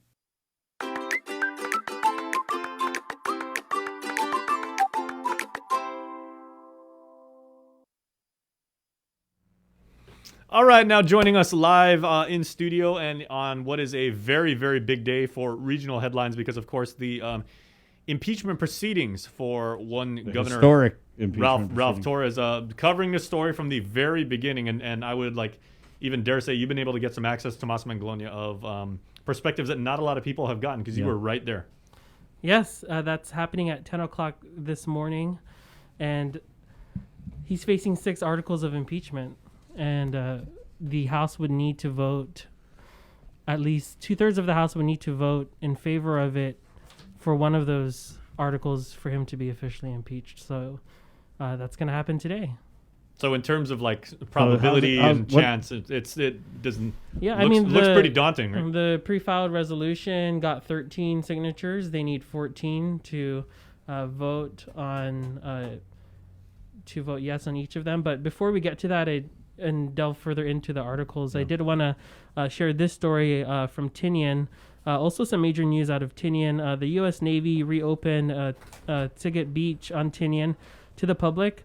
350 pounds of metallic debris was removed from the area, marking a return for many residents to the site, which was part of military battleground and training ground. So here's that story with our interview with Edwin Aldon, who's the mayor. That beach is a unique beach for us, and at the same time, it has some of the local herbs, that we use for local medicinal. And the municipality and through the governor's office back then agreed, and the military, to start cleaning up Tsigat Beach. Tsigat Beach on Tinian is now open to the public. It was a battle site in World War II and then became the Tinian Motor Range and remained a military training facility until 1994. According to Joint Region Marianas, site surveys were done to determine environmental and munition hazards in 2017 at the beach and its surrounding area. They say they only found munitions debris from small arms. They also cleared 350 pounds of metallic debris. They've been doing this for almost 6 years. And, Typhoon U2 came around. They had to suspend everything. And then they started working on it, and then U2 came around, and then the flights were like delayed. People can't come in and all these things. So then they came back just about a year ago, when they started moving the project. And then now it's accessible for the community to come and use this place. Residents can now drive to the beach, which was not part of the original plan. The reopening perhaps a sign of the times as military activity ramps up. The mayor says there's open dialogue between island leaders and military officials. We want to be a part of our national defense. We are as blue and red, white, and blue as we can, and we support the armed forces. But there are things too that are very grave concern to our local. And a lot of this. All right, and so that was our story of the reopening of the beach on Tinian. If you want to see more photos of the beach, you can go to our social media pages. And Chris and Jason wanted to go back to the historic event that is likely to happen today with the impeachment of Governor Ralph Torres. Again, 2/3 of the House will need to vote affirmative on at least one of the 6 articles of impeachment to impeach Torres, which would then lead to a trial in the Senate where they could convict him and remove him from office. Before we, and that will happen in just about an hour, we're hearing that there are people on both sides of the aisle outside of the CNMI legislature at the moment, both for and against Ralph Torres. And it'll be interesting. I think a lot of people paying attention, given that it is an election year, to see, we know where the Democrats are going to go, but to see where the Republican members of the House might vote. And for our viewers, we've been reporting on this. This is a result of about 2 years of investigations, but did want to go through briefly some of the articles of impeachment. And so Governor Torres faces the first article of impeachment for a commission of felony theft of utility services. And in this impeachment article, they charge him for unjustly and without legal authorization obtaining in excess $117,000 in taxpayer-funded utility benefits from the Utilities Corporation for his privately owned residences during the period of February 2015 to 2021, to include exorbitant utility expenses associated with the commercial piggery that was operating on his residential property, and further requested and received unjust utility benefits for at least 2 residences at the same time in Asteo on Saipan and Coblerville for a period of 16 months in the excess of $20,000. They also note that in the Article 2, he faces a second article of commission of felony for theft. And in this, they point out his conduct in 2 different counts. The first count is for unlawfully and fraudulently taking public funds to obtain airfare, stipend, and lodging to attend a political campaign event in the state of Oregon on or about April 30, 2018. They write here, Governor Torres' trip to attend a campaign rally in Oregon, which included first class and business class airfare for himself and his spouse, Mrs. Diane Tudela Torres, as well as 1 day stipend and 1 night stay in a hotel on April 29 to April 30th that costed CNMI taxpayers $16,559.41. Count 2 for theft under the second article charges Torres with unlawful and fraudulent taking of public funds for airfare, stipend, lodging to attend a political campaign event here on Guam on June 23rd, 2018.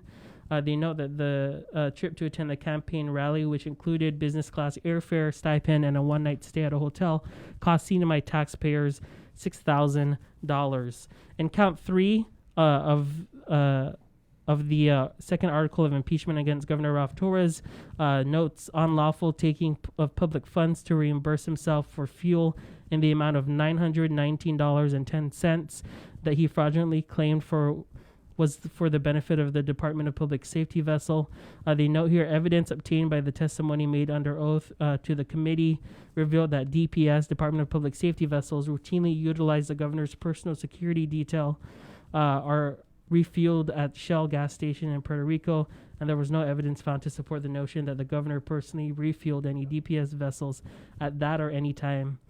Count 4 of the second article of impeachment for commission of felony is related to the unlawful and fraudulent taking of public funds, reimbursement for lodging expenses related, totaling $690. And that was all under the second article of impeachment.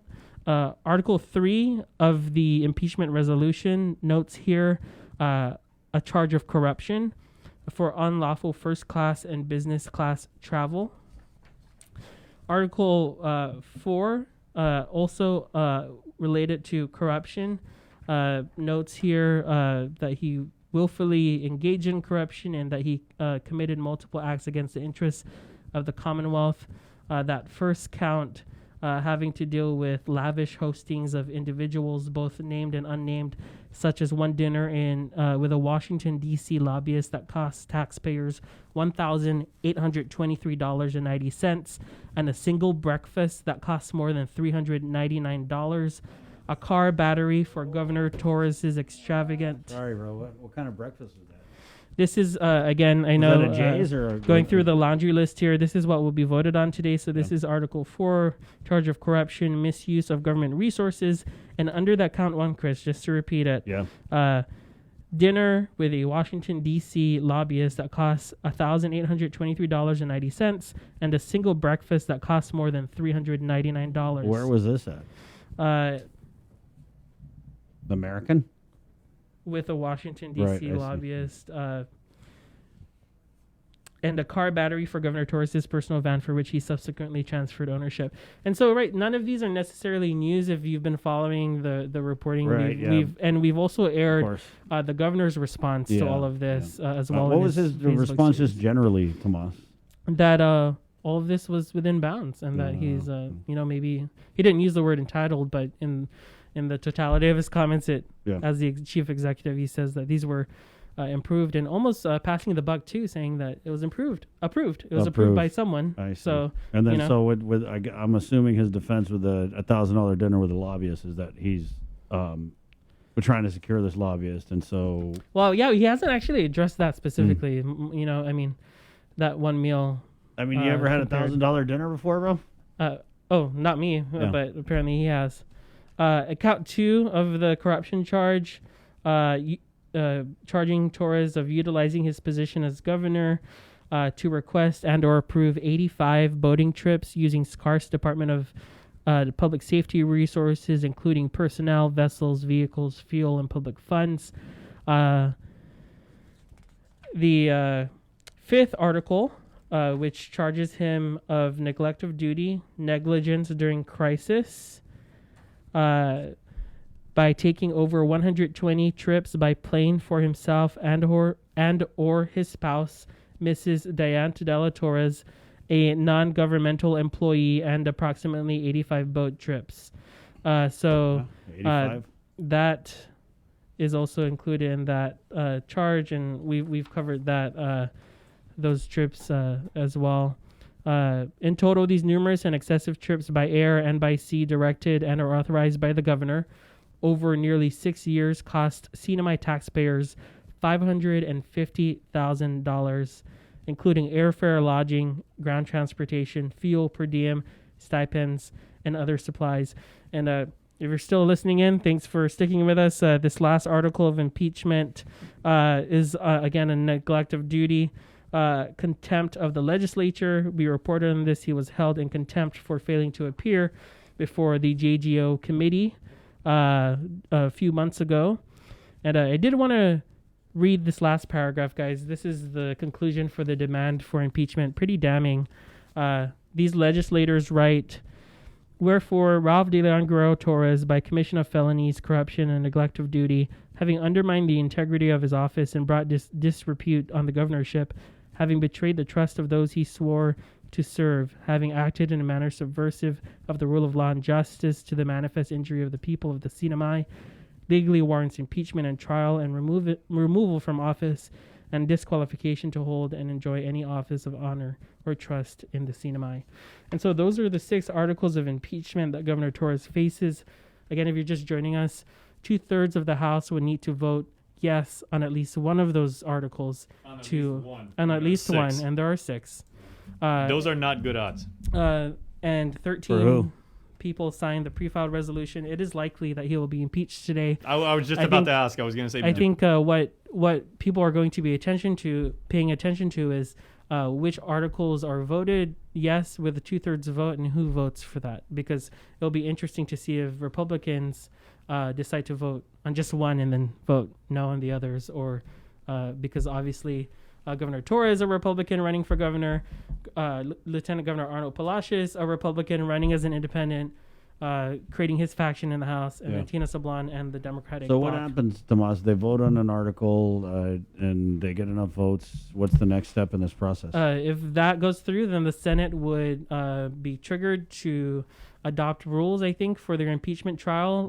We got a hold of so the rules. basically, if they vote on any of these different articles and they get enough votes, then essentially what happens is the governor would be charged with those articles, and then he would go to trial in the Senate. Yes, so he would be impeached. That would happen if that vote happens, and then to be convicted in the Senate would require 2/3 of them, which is 6 out of 9 votes. But again, it's unclear if they're going to adopt the same rules. Last time this happened around 2013 with former Governor Benigno Fitiel, he resigned, so the trial did not happen.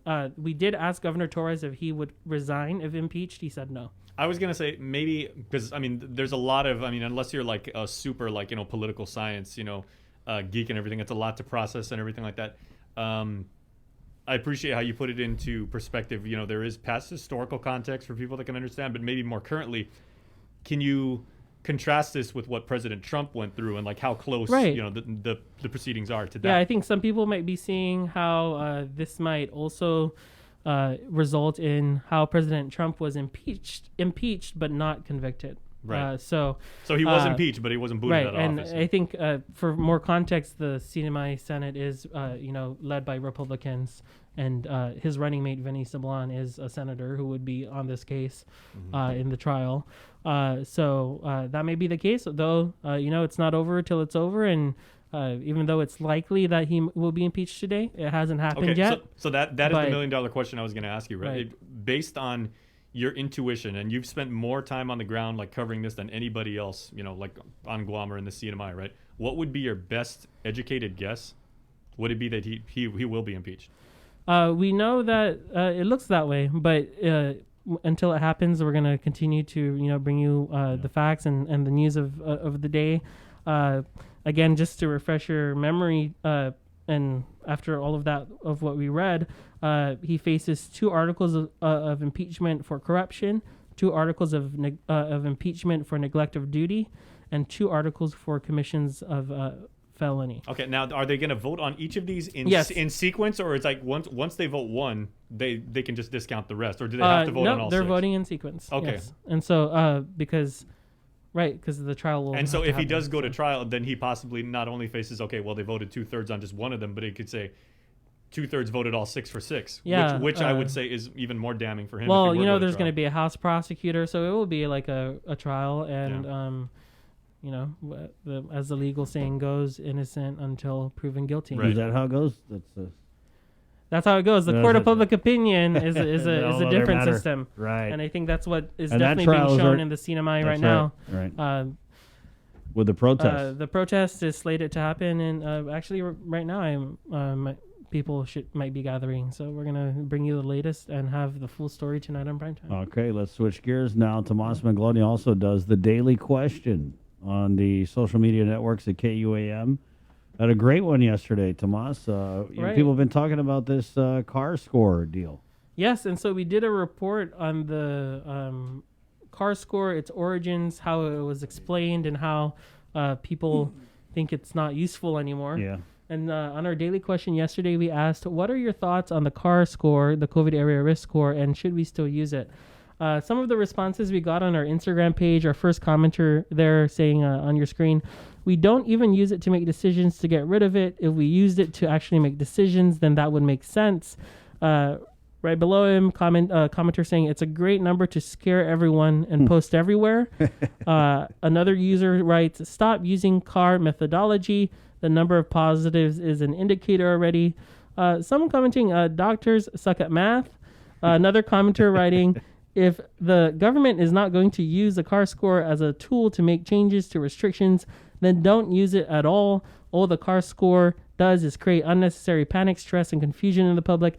And one of the last comments we got on our Instagram page too writes, pointless and doesn't even make sense with reality. Stop using it. Someone agreeing with that. Another commenter saying, I barely understand. All I know is, ooh, big number mean bad, small number mean good. Big number bad. And Susan over on our Facebook page had a lot to say. She writes, it's worthless information and it should stop being used along with the daily case counts. It's just not important anymore, she says. She adds, report hospitalizations for COVID, but forget the rest. We need to get on with our lives. Does anywhere else use the CAR score, or is that just a Guam thing? Kent writing, it's good information and just one of many tools to use to combat COVID. So there are some supporters out there, I suppose. Like what, two? But as you know, we've stopped reporting that on. Yeah, and then we wanted to we had to have a statement. KUM News has made an editorial decision to eliminate the CAR score from our reporting based on overwhelming feedback from our audience and followers who have voiced concerns that it is confusing and irrelevant. We've also heard from various health professionals and government officials that acknowledge that this metric developed earlier in the pandemic did not factor in vaccinations, boosters, and other treatments. The administration's initial campaign called on the community to strive for 5.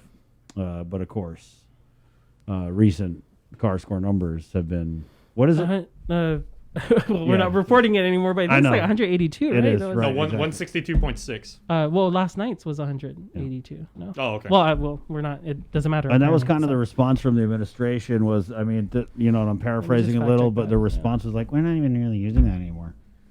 And I noticed the governor references it when it's low, right? But no one. So anyway, yeah. All right. We're So kinda as of done last with the night, CAR this score. is the last report we'll mention Is in this the the CAR last one score. ever? Okay. This is the last time I'll mention CAR score. Okay.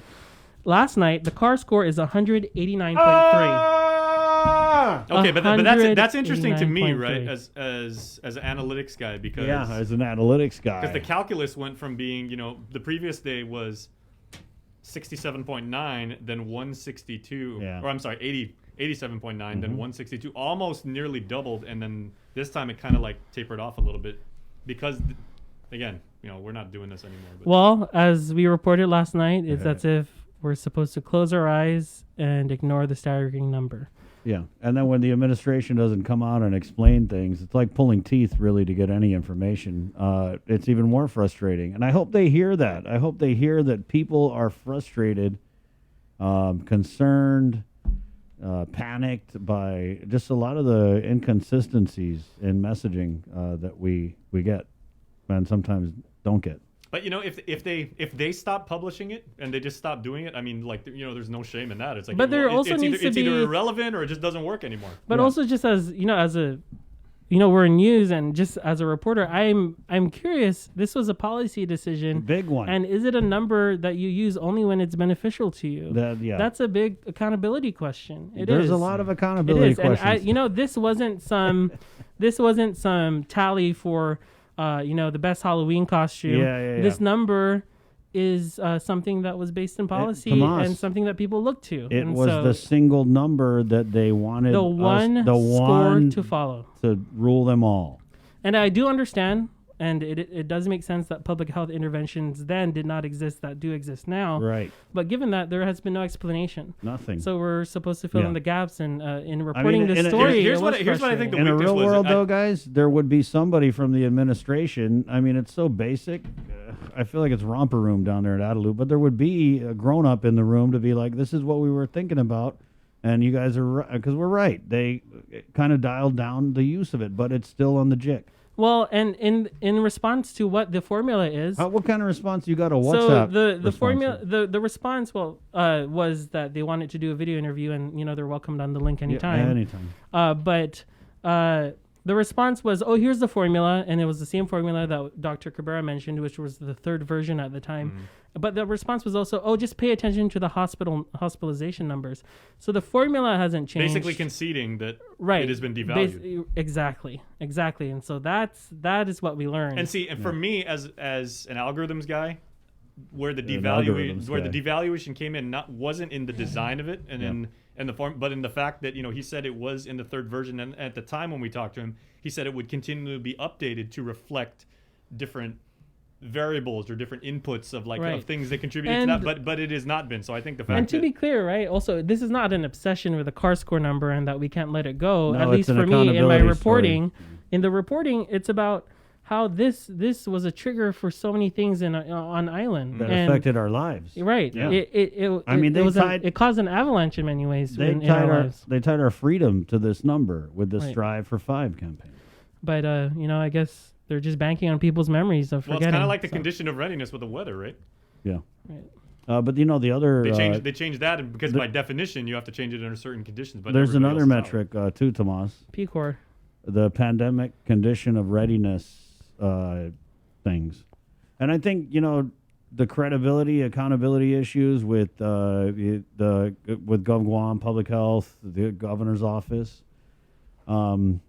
It's very real, right? And it's also just very inconsistent. And so they come out with these metrics. And again, people of Guam are not idiots, right?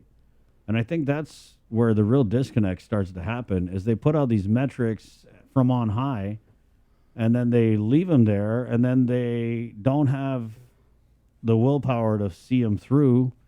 And then we're all stuck paying attention to what they told us we should pay attention to while they're just, would you say that off doing whatever? Okay. Would you say that's the same thing? Because remember, like, what PCOR are we even in right now? No. Would you say that's the same thing? Like with what we also know is there's been a series of these, right? There's the PCOR system, the CAR score. Yeah. They had a WhatsApp number that you could use to get stuff, but that had some technical problems. And they just kind of let it die in the vine. And then also the app. If it's any comfort, over in the CNMI, they had what they call the community vulnerability level. Yeah. And apparently it's still at green, even though we're in a surge. And so we asked about it, and no one actually knew. None of the officials we asked knew what the vulnerability level was. I mean, if you look so what is it with creating metrics that would shut down or tie people's hands, and then when it's convenient to forget, you forget it. Like we said yesterday, it's not really just unique to here too. I mean, in the CNMI, the vulnerability level is does not reflect the what numbers. We see with the feds is they say if they change DEFCON from DEFCON 4 to DEFCON 3, I mean that's a major that has major implications on the quality of life and operations about I just the feel entire like country. How they move and how they they're not really considerate of the people, you know what I mean? And it almost seems like they're annoyed or irritated when we ask, hey, what's going on with the CAR score? You know what I mean? We get 3 sentences on WhatsApp. Right. I mean, and multiple invitations to the show. Yeah. So, I mean, it's just, our people definitely deserve better, and they're not stupid, and they pay attention. We'd have a couple comments. Matcha, I like Matcha's comments.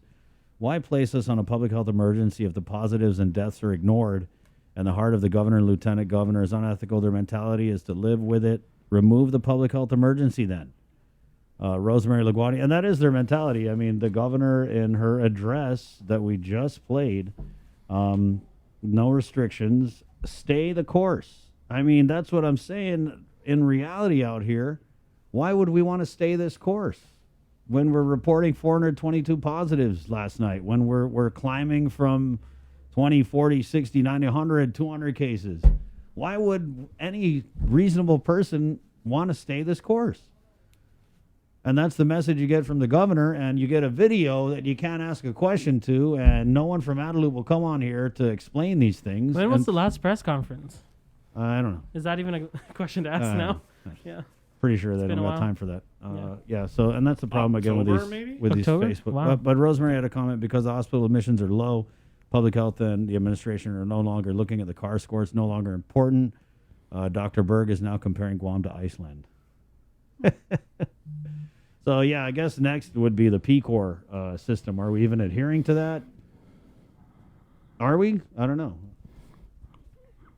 Apparently not. Because they set different conditions, and then I guess the PCORs, there's a bunch of stuff, right? And we could just sit here all day, really, like the governor's economic advisory panel. I mean, you talk to people on that. There's another one. Yeah. They haven't even met in like how many months, right? And so we set up all these things, and the thing that gets me is the fanfare when they set it up. They've got 10 different graphics. It's a video presentation. They roll out Ricky Hernandez and let's do all this stuff and make a big show out of it. And then, 3 months, 6 months down the road, you don't hear anything about it. And what is it? It is what it is. Tomas, thank you. Thanks, Chris. Right on. And so just shifting back to regional news a bit, the impeachment of Governor Ralph Tovar is expected to take place at 10 o'clock this morning. Right. We'll share the live stream on our Facebook page. Thank you, Tomas. Thanks. Go get it.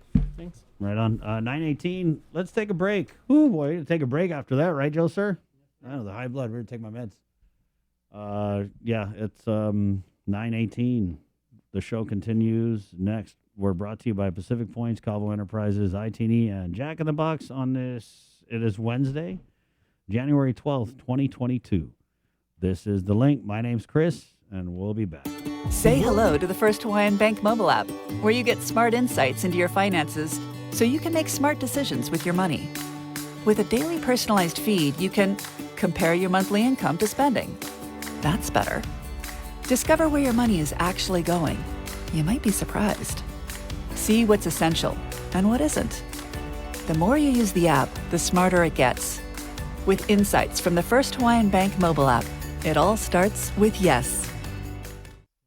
Do you feel like you're missing out on something? Make life more rewarding with Pacific Points. Earn and redeem points for bill rebates and free load at IT&E, discounts on fuel at Shell, vouchers at Foodies, and United Mileage Plus miles.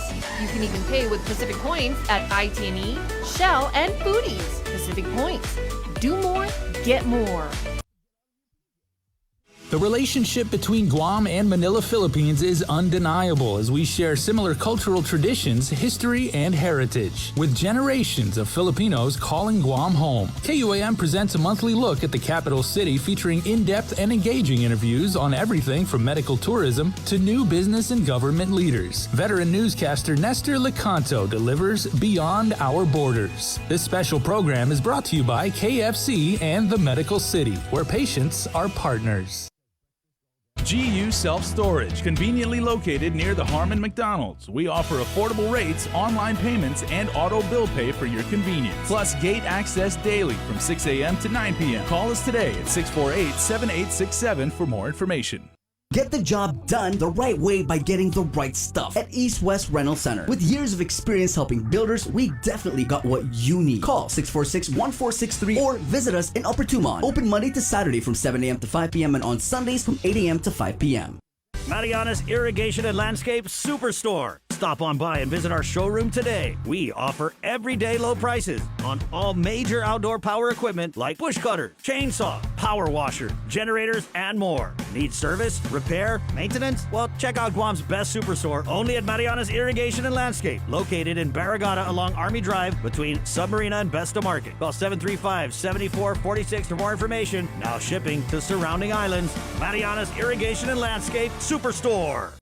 See what's on TV tonight with schedules, network news and notes, local promotions and giveaways on KYM Communications social media pages. Like and follow us on Facebook or Instagram now for all the latest and never miss out.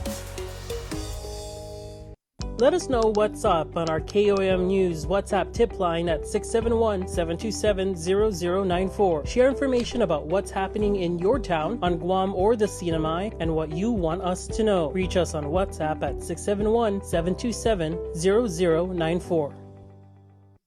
We know you're tired of hearing about COVID-19. Some of you are probably wondering whether this is ever going to end. However long it takes, we all have to do our part, including our children, to hold the line. You can protect yourself and your family by getting vaccinated. And if you're already vaccinated, don't let your guard down because you can still give and get COVID-19. And if you're not vaccinated, remember that if you catch the virus, you could suffer more severe complications. At the end of the day, it's the choices we make to protect ourselves, our families, and our community that will control the spread. We know it sounds repetitive at this point, but again, wash your hands, watch your distance, and wear your mask. Together, we have to hold the line.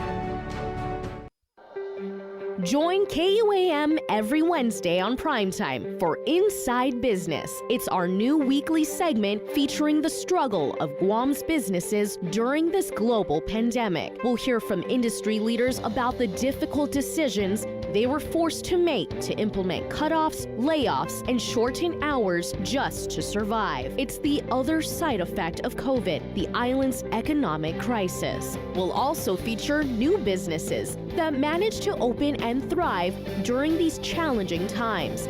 It's Inside Business every Wednesday on KUAM News Primetime. This season, KUAM Communications is ready to go with more games, more championships, and more sports specials guaranteed to bring out the fan in you. Don't miss a minute of gameplay from NBC on KUAM TV8 or from CBS on KUAM TV11. We're bringing you all the action and excitement brought to you locally by Mariana's Irrigation and Landscape and Docomo Pacific. Take in the panoramic beauty of our island each Sunday on the KUM News Instagram with Scenic Sundays. Scroll through the natural beauty of the island on display. Scenic Sundays on the KUM News Instagram is brought to you by Addis Trust and Investment, Location, Service, Trust, and Haagen-Dazs Shops Guam, where every day is made extraordinary.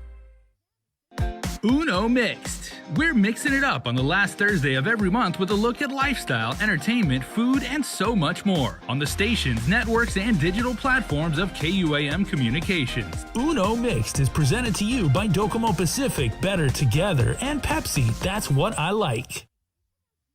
The Culture Club returns to KUM Digital and KUM News Weekend Edition, highlighting Guam's young artists, activists, and crafters as they work to protect, preserve, and promote our Tamoto culture. Watch this weekly feature on the digital platforms of KUM News Weekend Edition, brought to you by Hanum, the freshest bottled water made in Guam.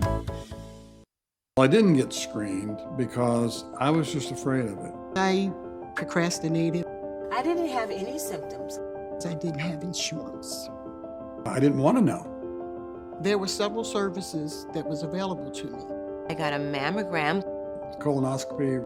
I know in my heart that early detection saved my life. And I just tell people all the time, please go get screened.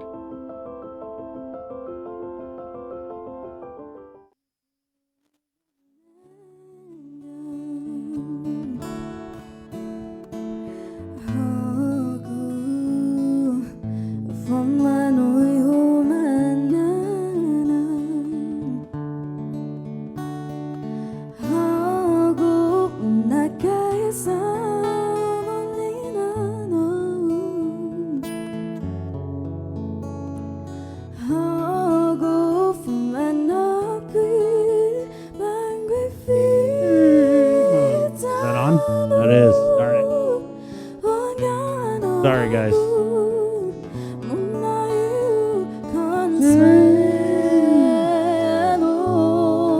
Okay. Hey, good morning. 9:26, Wednesday, January 12, 2022.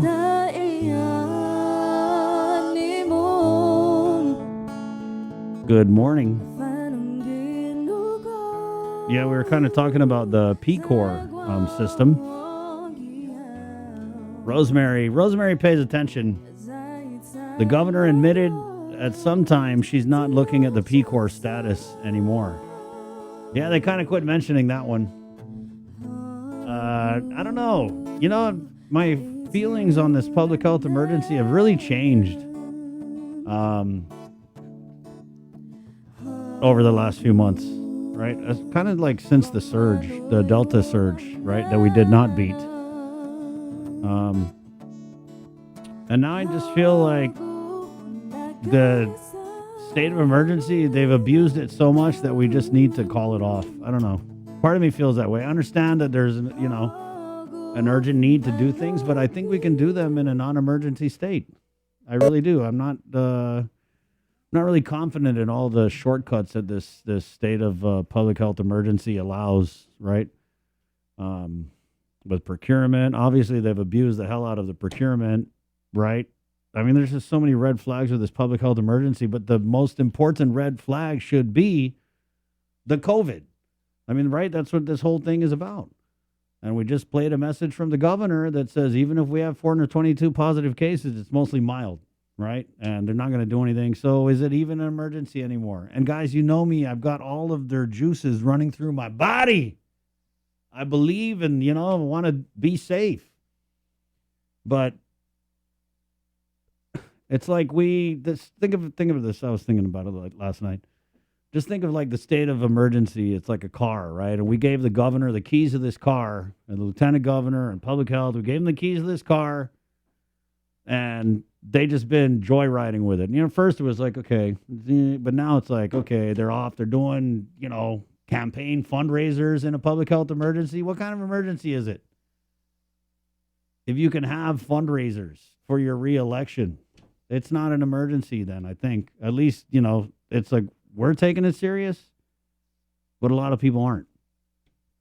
And so can we respond to the public health issues of COVID in a non-emergency state? Yeah, we'd have to. It's not like the nurses and the doctors are going to throw down their stethoscopes and say, oh, no, I can't do anything. It's not an emergency anymore. We need that state of emergency. And then I understand some of it is tied to being able to use the guard and whatnot, but it is just... Yeah, state of emergency that also qualifies us for federal funding, right? Yeah. I mean, so I get why we have to have it, and maybe I'm kind of eating my own words here, but I just feel like the emergency definition, it doesn't really fit what's happening now, right? I mean, we were just told it's mild, so gathering limits were at 100. I mean, might as well be 300. Nobody's paying attention to that, right? If you tell people to gather 100, they're going to gather 150, 200, and so the measures, the restrictions, if you will, that the government has in place, they don't really seem like they're in response to a real emergency. So I don't know. It's a conversation that I'm pretty sure a lot of us have every day. 9:30. Let's go ahead and do this. I wanted to play this little clip, Jay, from the Rising Stars Showdown. Oh, okay. It's kind of like change gears a little bit. And so just to give you some context, Jay, tell us a little bit more about this Rising Stars game. Okay, so this is late in the game. And remember, again, there were two teams. There were the Phenoms and the Thrashers, both made up of a select group of underclassmen. So freshmen and sophomores that were, kind of had their final years of youth football taken away from them. So all of the high school coaches all got together and they basically made like two all-star teams. So what you're going to see here is late in the fourth quarter, it's the Phenoms team who was up by the score of 14-6. Time running out in the fourth. Everybody thought the game was a lock. And then the Thrashers make a change at quarterback. They had the phenomenal Trey Blas, who is, think about like a Josh Allen or a Michael Vick. I mean, total dual threat quarterback. They make a change at quarterback and they march right down the field, tie the game, and the crowd goes nuts. So this is a good sports highlight clip here that really got everybody really, really psyched. Yeah, so again, it's from the Rising Stars Showdown, which was streamed live on our stations. Jay, was there any, do you know, are we going to be posting it up? Or? Oh, yeah, it's on YouTube already. Okay. And it's in full. Okay, speaking of geeking out, right? If you want to watch this, once you watch sports in HD, it's almost impossible to go back. I can't go back, right? So and we've got the game up in full 1080p at 60 frames per second. Oh my God, 1080p! Basically like watching a video game. It's that smooth and everything. Okay, so if so you watch here this you on go. YouTube, your mind's gonna be blown. The Rising Stars Showdown, like Jay said, they're trailing 14-6 most of the game. The Thrashers come storming back late in the fourth on 2 dazzling plays. And here you go. Like the Thrashers made a quarterback change. Oh.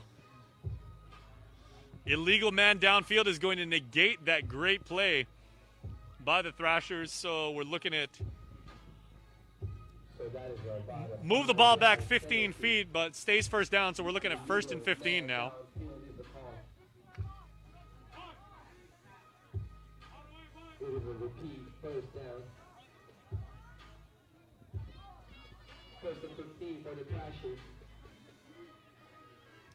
Shotgun formation for the Thrashers. Like you said, Dave, quarterback change. Pocket breaks down and quarterback goes down. Barely getting back to the line of scrimmage. Yeah. Bringing up 2nd down. And Dave, explain the clock situation now, because like, are we playing, clock continues to run on the ball, or are you playing like college rules when like it's down, the clock stops, but you reset? No, it's still running right now.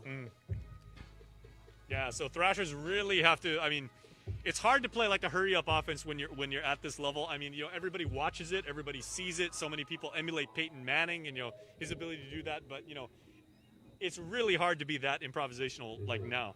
Yeah, and the only thing you could really do is keep asking the ref for a time check. Yeah. And especially, like you said, a lot of these players may have had 2, 3, maybe 4 practices together. So, the cohesion, the chemistry not as sharp as it normally would be in the middle of a season. And defensive player jumped, and I'm going to say it was probably because the offensive. Looks like it might be offsides on their defense, Yep. so they'll pick up a few more yards.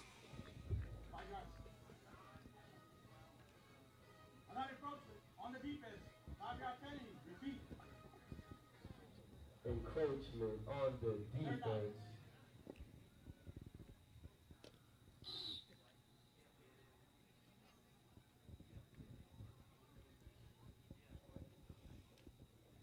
So, Dave, good call by you. The same call as the ref. 14-6, a score that has been basically the story since maybe about the early moments of the third quarter. We got trips left. 3rd and 10 for the Thrashers. Yep. Long pass downfield's got him, man. Finds his man down the sideline. Touchdown!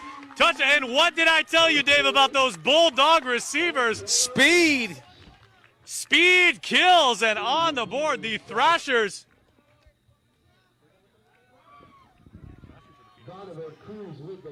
Thrashers with the Jonathan Cruz. Jonathan Cruz streaking.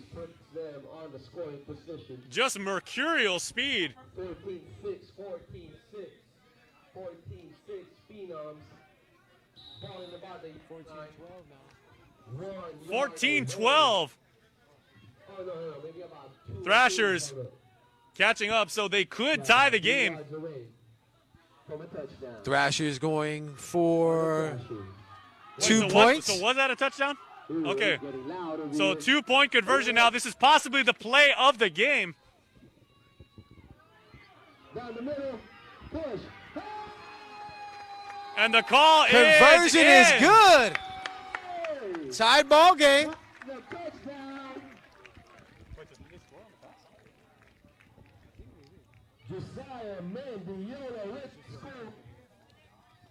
Okay, so the. It is now 14-12. Okay, so we're trying to see if the refs. Yeah, the refs so- indicated. Yeah, so he was stopped short of the end zone. Okay, so on the pass, he was out at the 1. Josiah Mendiola plowed his way into the end zone. So now 14-12 is your score. Thrashers within a 2-point conversion of tying the game. This is the play of the game, ladies and gentlemen. Join us in comments. Cheer on your favorite team.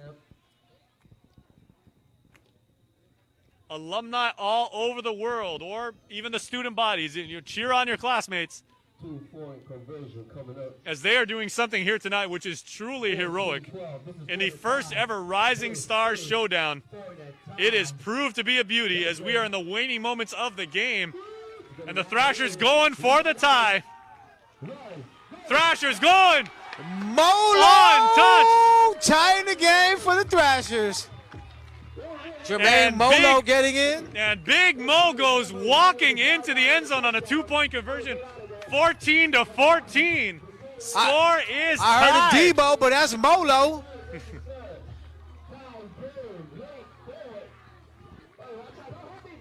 And the big underclassman from JFK. 14-14. Hey, and what the a game. momentum is suddenly changed, What a Dave game. Delgado.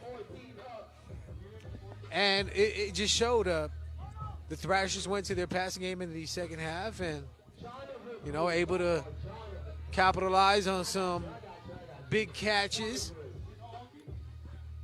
And when the chips were on the table, they went to their speedsters to get them down the field. They made the quarterback change, like you said. Trey Bloss not playing bad, but they made a little bit of a quarterback change, altered the timing of the defense a little bit, and then they went to the big guy, who literally walked into the end zone for the 2-point conversion, has tied the game at 14. Are we going to play overtime if we get to there? We'll see. 1:47 left in the game. We'll see if the Phenoms can answer.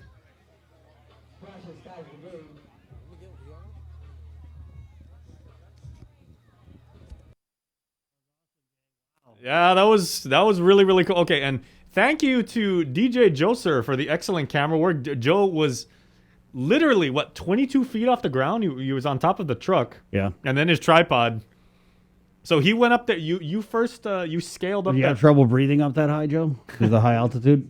He's okay. Because the mask got him acclimated. Yeah, so the game started at 6:30. I want to say Joe climbed the ladder and went on top of that truck at about 5:45, sir?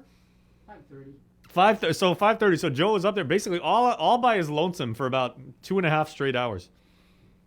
Lonely. All by myself. Shooting football. Okay. All by All right. It's 9:39. Yeah, and thank you guys for all the schools had a lot of support. There were people that were saying can you please shout out my godson or something like that. So a lot of Ninos and Ninas. Awesome.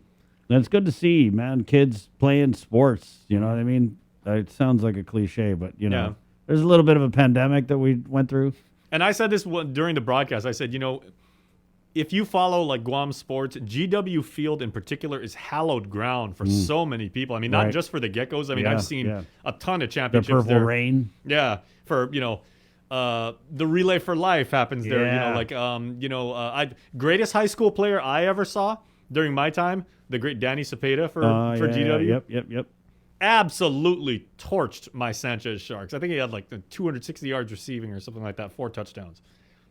Phenomenal. Yeah, it's good stuff, guys. 9:39. Yeah, they play football in the Super Typhoon of Omicron. It's crazy. Mild. We're going to take a quick break and come back with more of the show right here on The Link. It's brought to you by Pacific Points, Cavo Enterprises, IT&E, and Jack in the Box. Good morning.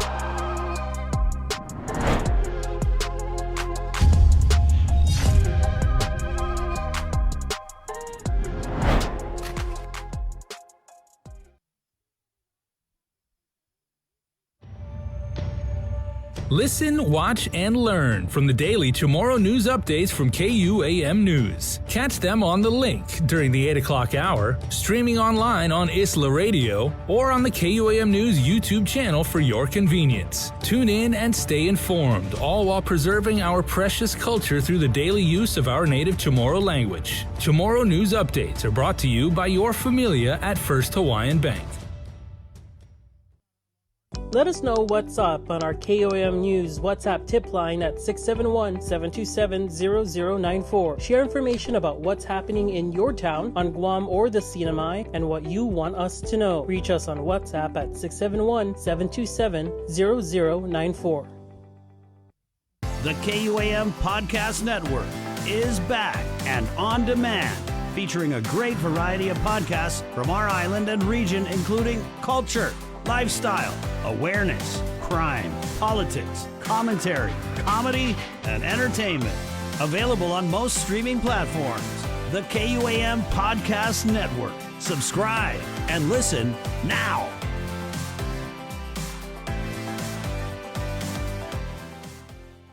The relationship between Guam and Manila, Philippines is undeniable as we share similar cultural traditions, history, and heritage, with generations of Filipinos calling Guam home. KUAM presents a monthly look at the capital city featuring in-depth and engaging interviews on everything from medical tourism to new business and government leaders. Veteran newscaster Nestor Lecanto delivers Beyond Our Borders. This special program is brought to you by KFC and the Medical City, where patients are partners. I didn't get screened because I was just afraid of it. I procrastinated.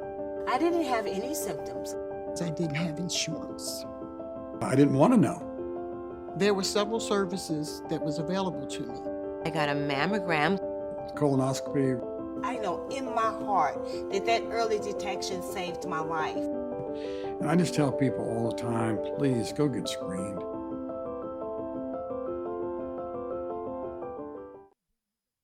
The world of television is more exciting than ever. Don't miss a minute of special presentations from NBC on KUAM TV8 or from CBS on KUAM TV11. Every month, we'll bring you the fun and excitement of award shows and red carpet moments, special series presentations, and other great network programs. Brought to you locally by King's Restaurant, Ruby Tuesday Guam, and Docomo Pacific, giving you more reasons to tune in and turn on. Fall in love with TV again with the best from KUAM Communications. Loving off a day with the rock steady vibes.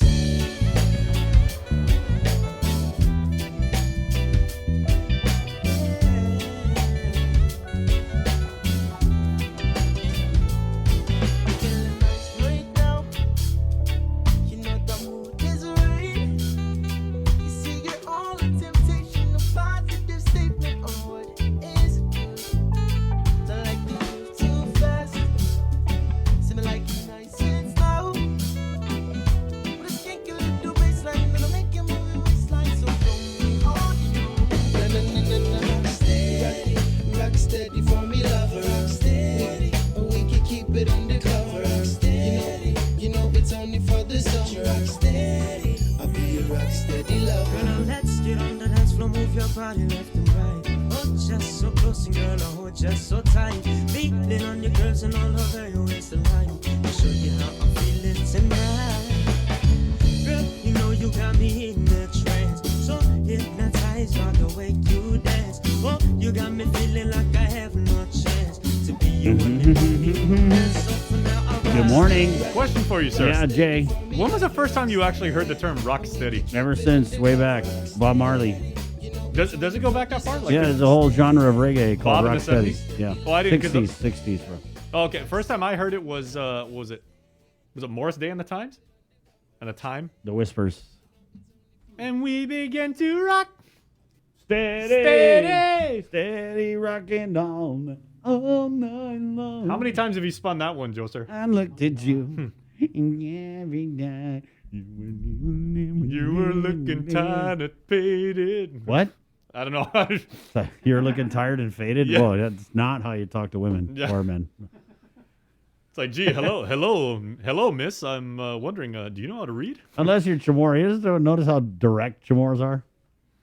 like a little too direct, you know? You ever get asked, like, what's wrong? You look sad.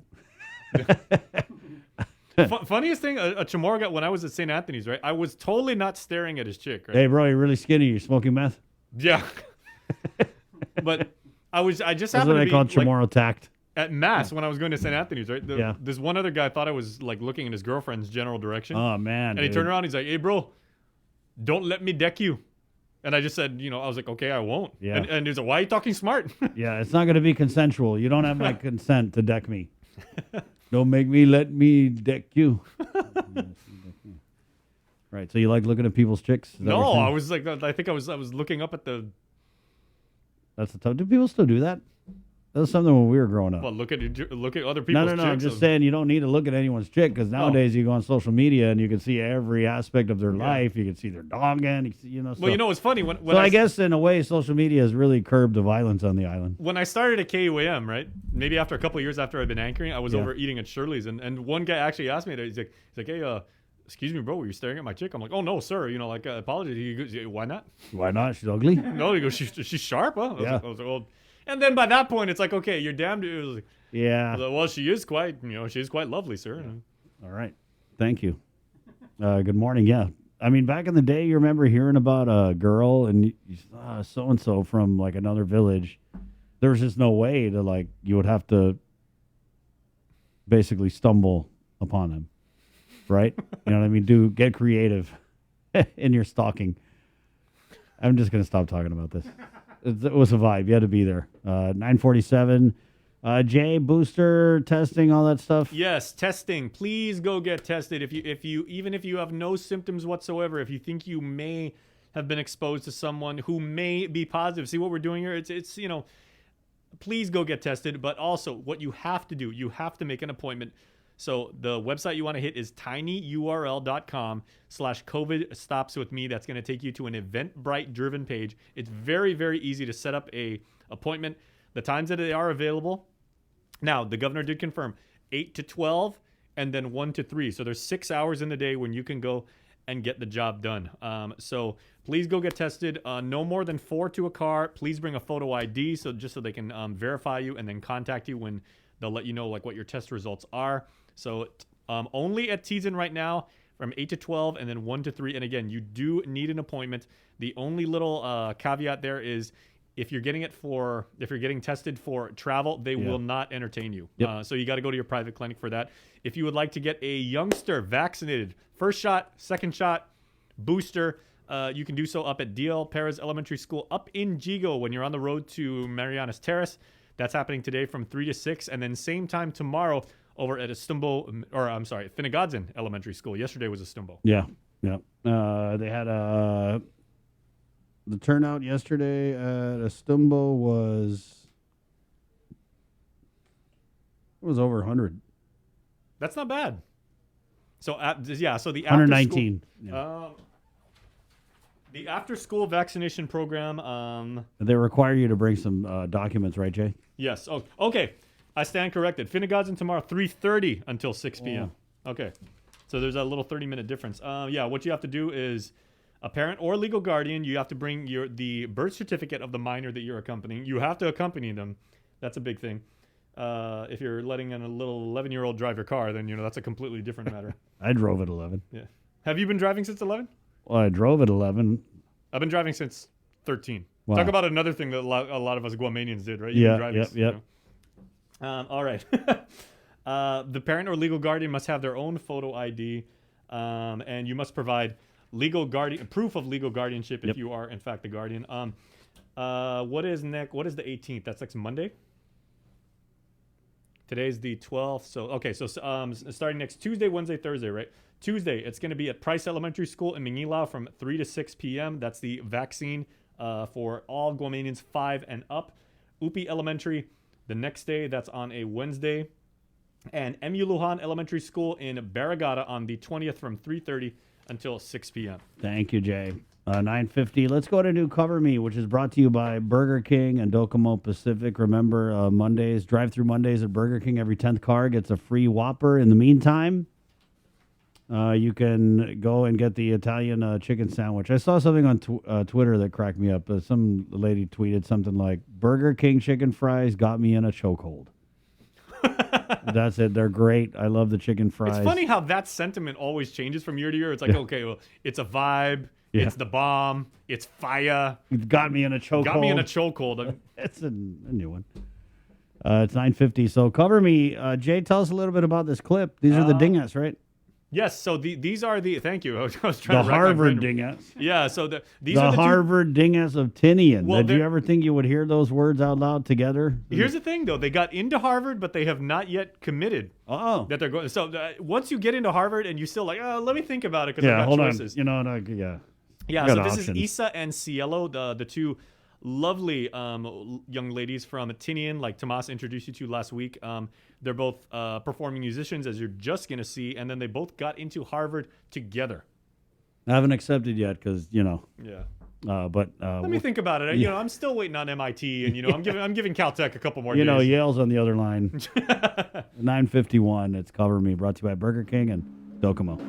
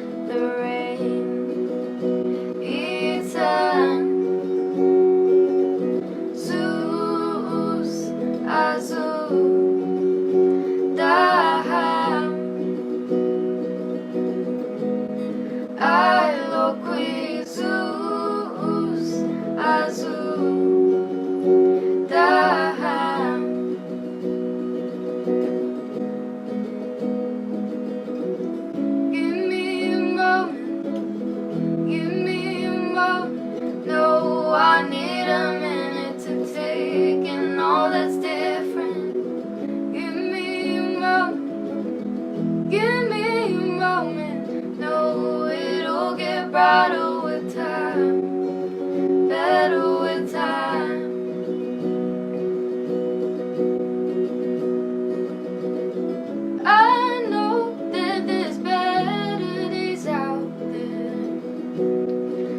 I'm trying hard to find. I know we gotta keep going forward. We just gotta hold on tight. Zeus, Azul,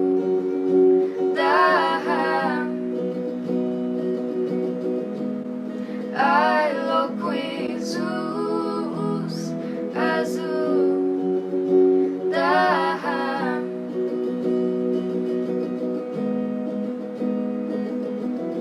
give me a moment, give me a moment. No, it'll get brighter with time, better with time. Mariana's Irrigation and Landscape Superstore. Stop on by and visit our showroom today. We offer everyday low prices on all major outdoor power equipment like bush cutters, chainsaw, power washer, generators, and more. Need service, repair, maintenance? Well, check out Guam's best superstore only at Mariana's Irrigation and Landscape, located in Barragata along Army Drive between Submarina and Besta Market. Call 735-7446 for more information. Now shipping to surrounding islands. Mariana's Irrigation and Landscape Superstore.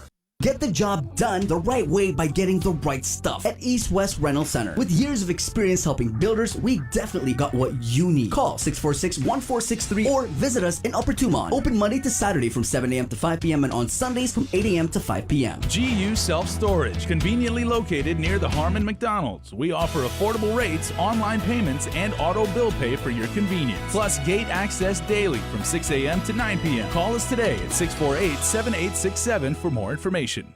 Do you feel like you're missing out on something? Make life more rewarding with Pacific Points.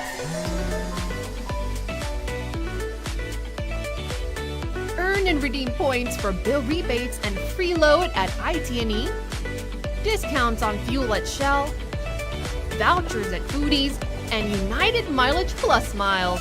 You can even pay with Pacific Points at IT&E, Shell, and Foodies. Pacific Points. Do more, get more. Say hello to the First Hawaiian Bank mobile app. Want a better look at your spending? With Money Map, you can automatically create budgets and manage where your money is going. Know when you have a green light or when it's time to slow down. Maybe cook more meals at home this week.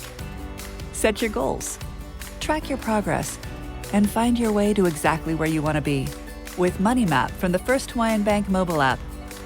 It all starts with yes. Let us know what's up on our KOM News WhatsApp tip line at 671-727-0094. Share information about what's happening in your town, on Guam or the CNMI, and what you want us to know. Reach us on WhatsApp at 671-727-0094.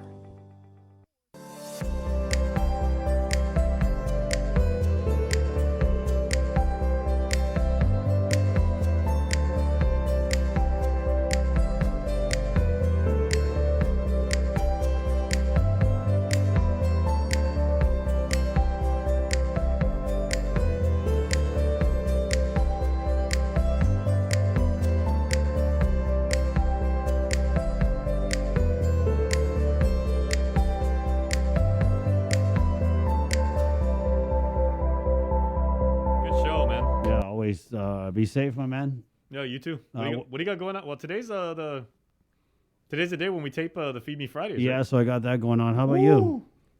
We got a bunch of stuff happening here. We got, of course, in just a few moments, the impeachment hearings of Governor Ralph Torres up in the CMI. That's going to happen. So we're going to share. It's a live YouTube stream. We're going to share that for you guys. I would appreciate how you feel about it if you're following that story. And then In Full Zoom is coming up tonight with Nestor Lecanto, and I know we'll be interviewing the first batch of graduates from UOG's engineering school. Oh, wow. That's great. It's 10 o'clock. We're KUAM-FM. I got Guam. KUAM-TV, thank you guys so much. It's been awesome. For Joe Sir and Sabrina Salas Mantanani, my name's Chris. I'm Jason. Bye-bye, everybody. Esta. Adios! Oh, na, na, na, na, na, na, na, na, yeah, yeah, yeah.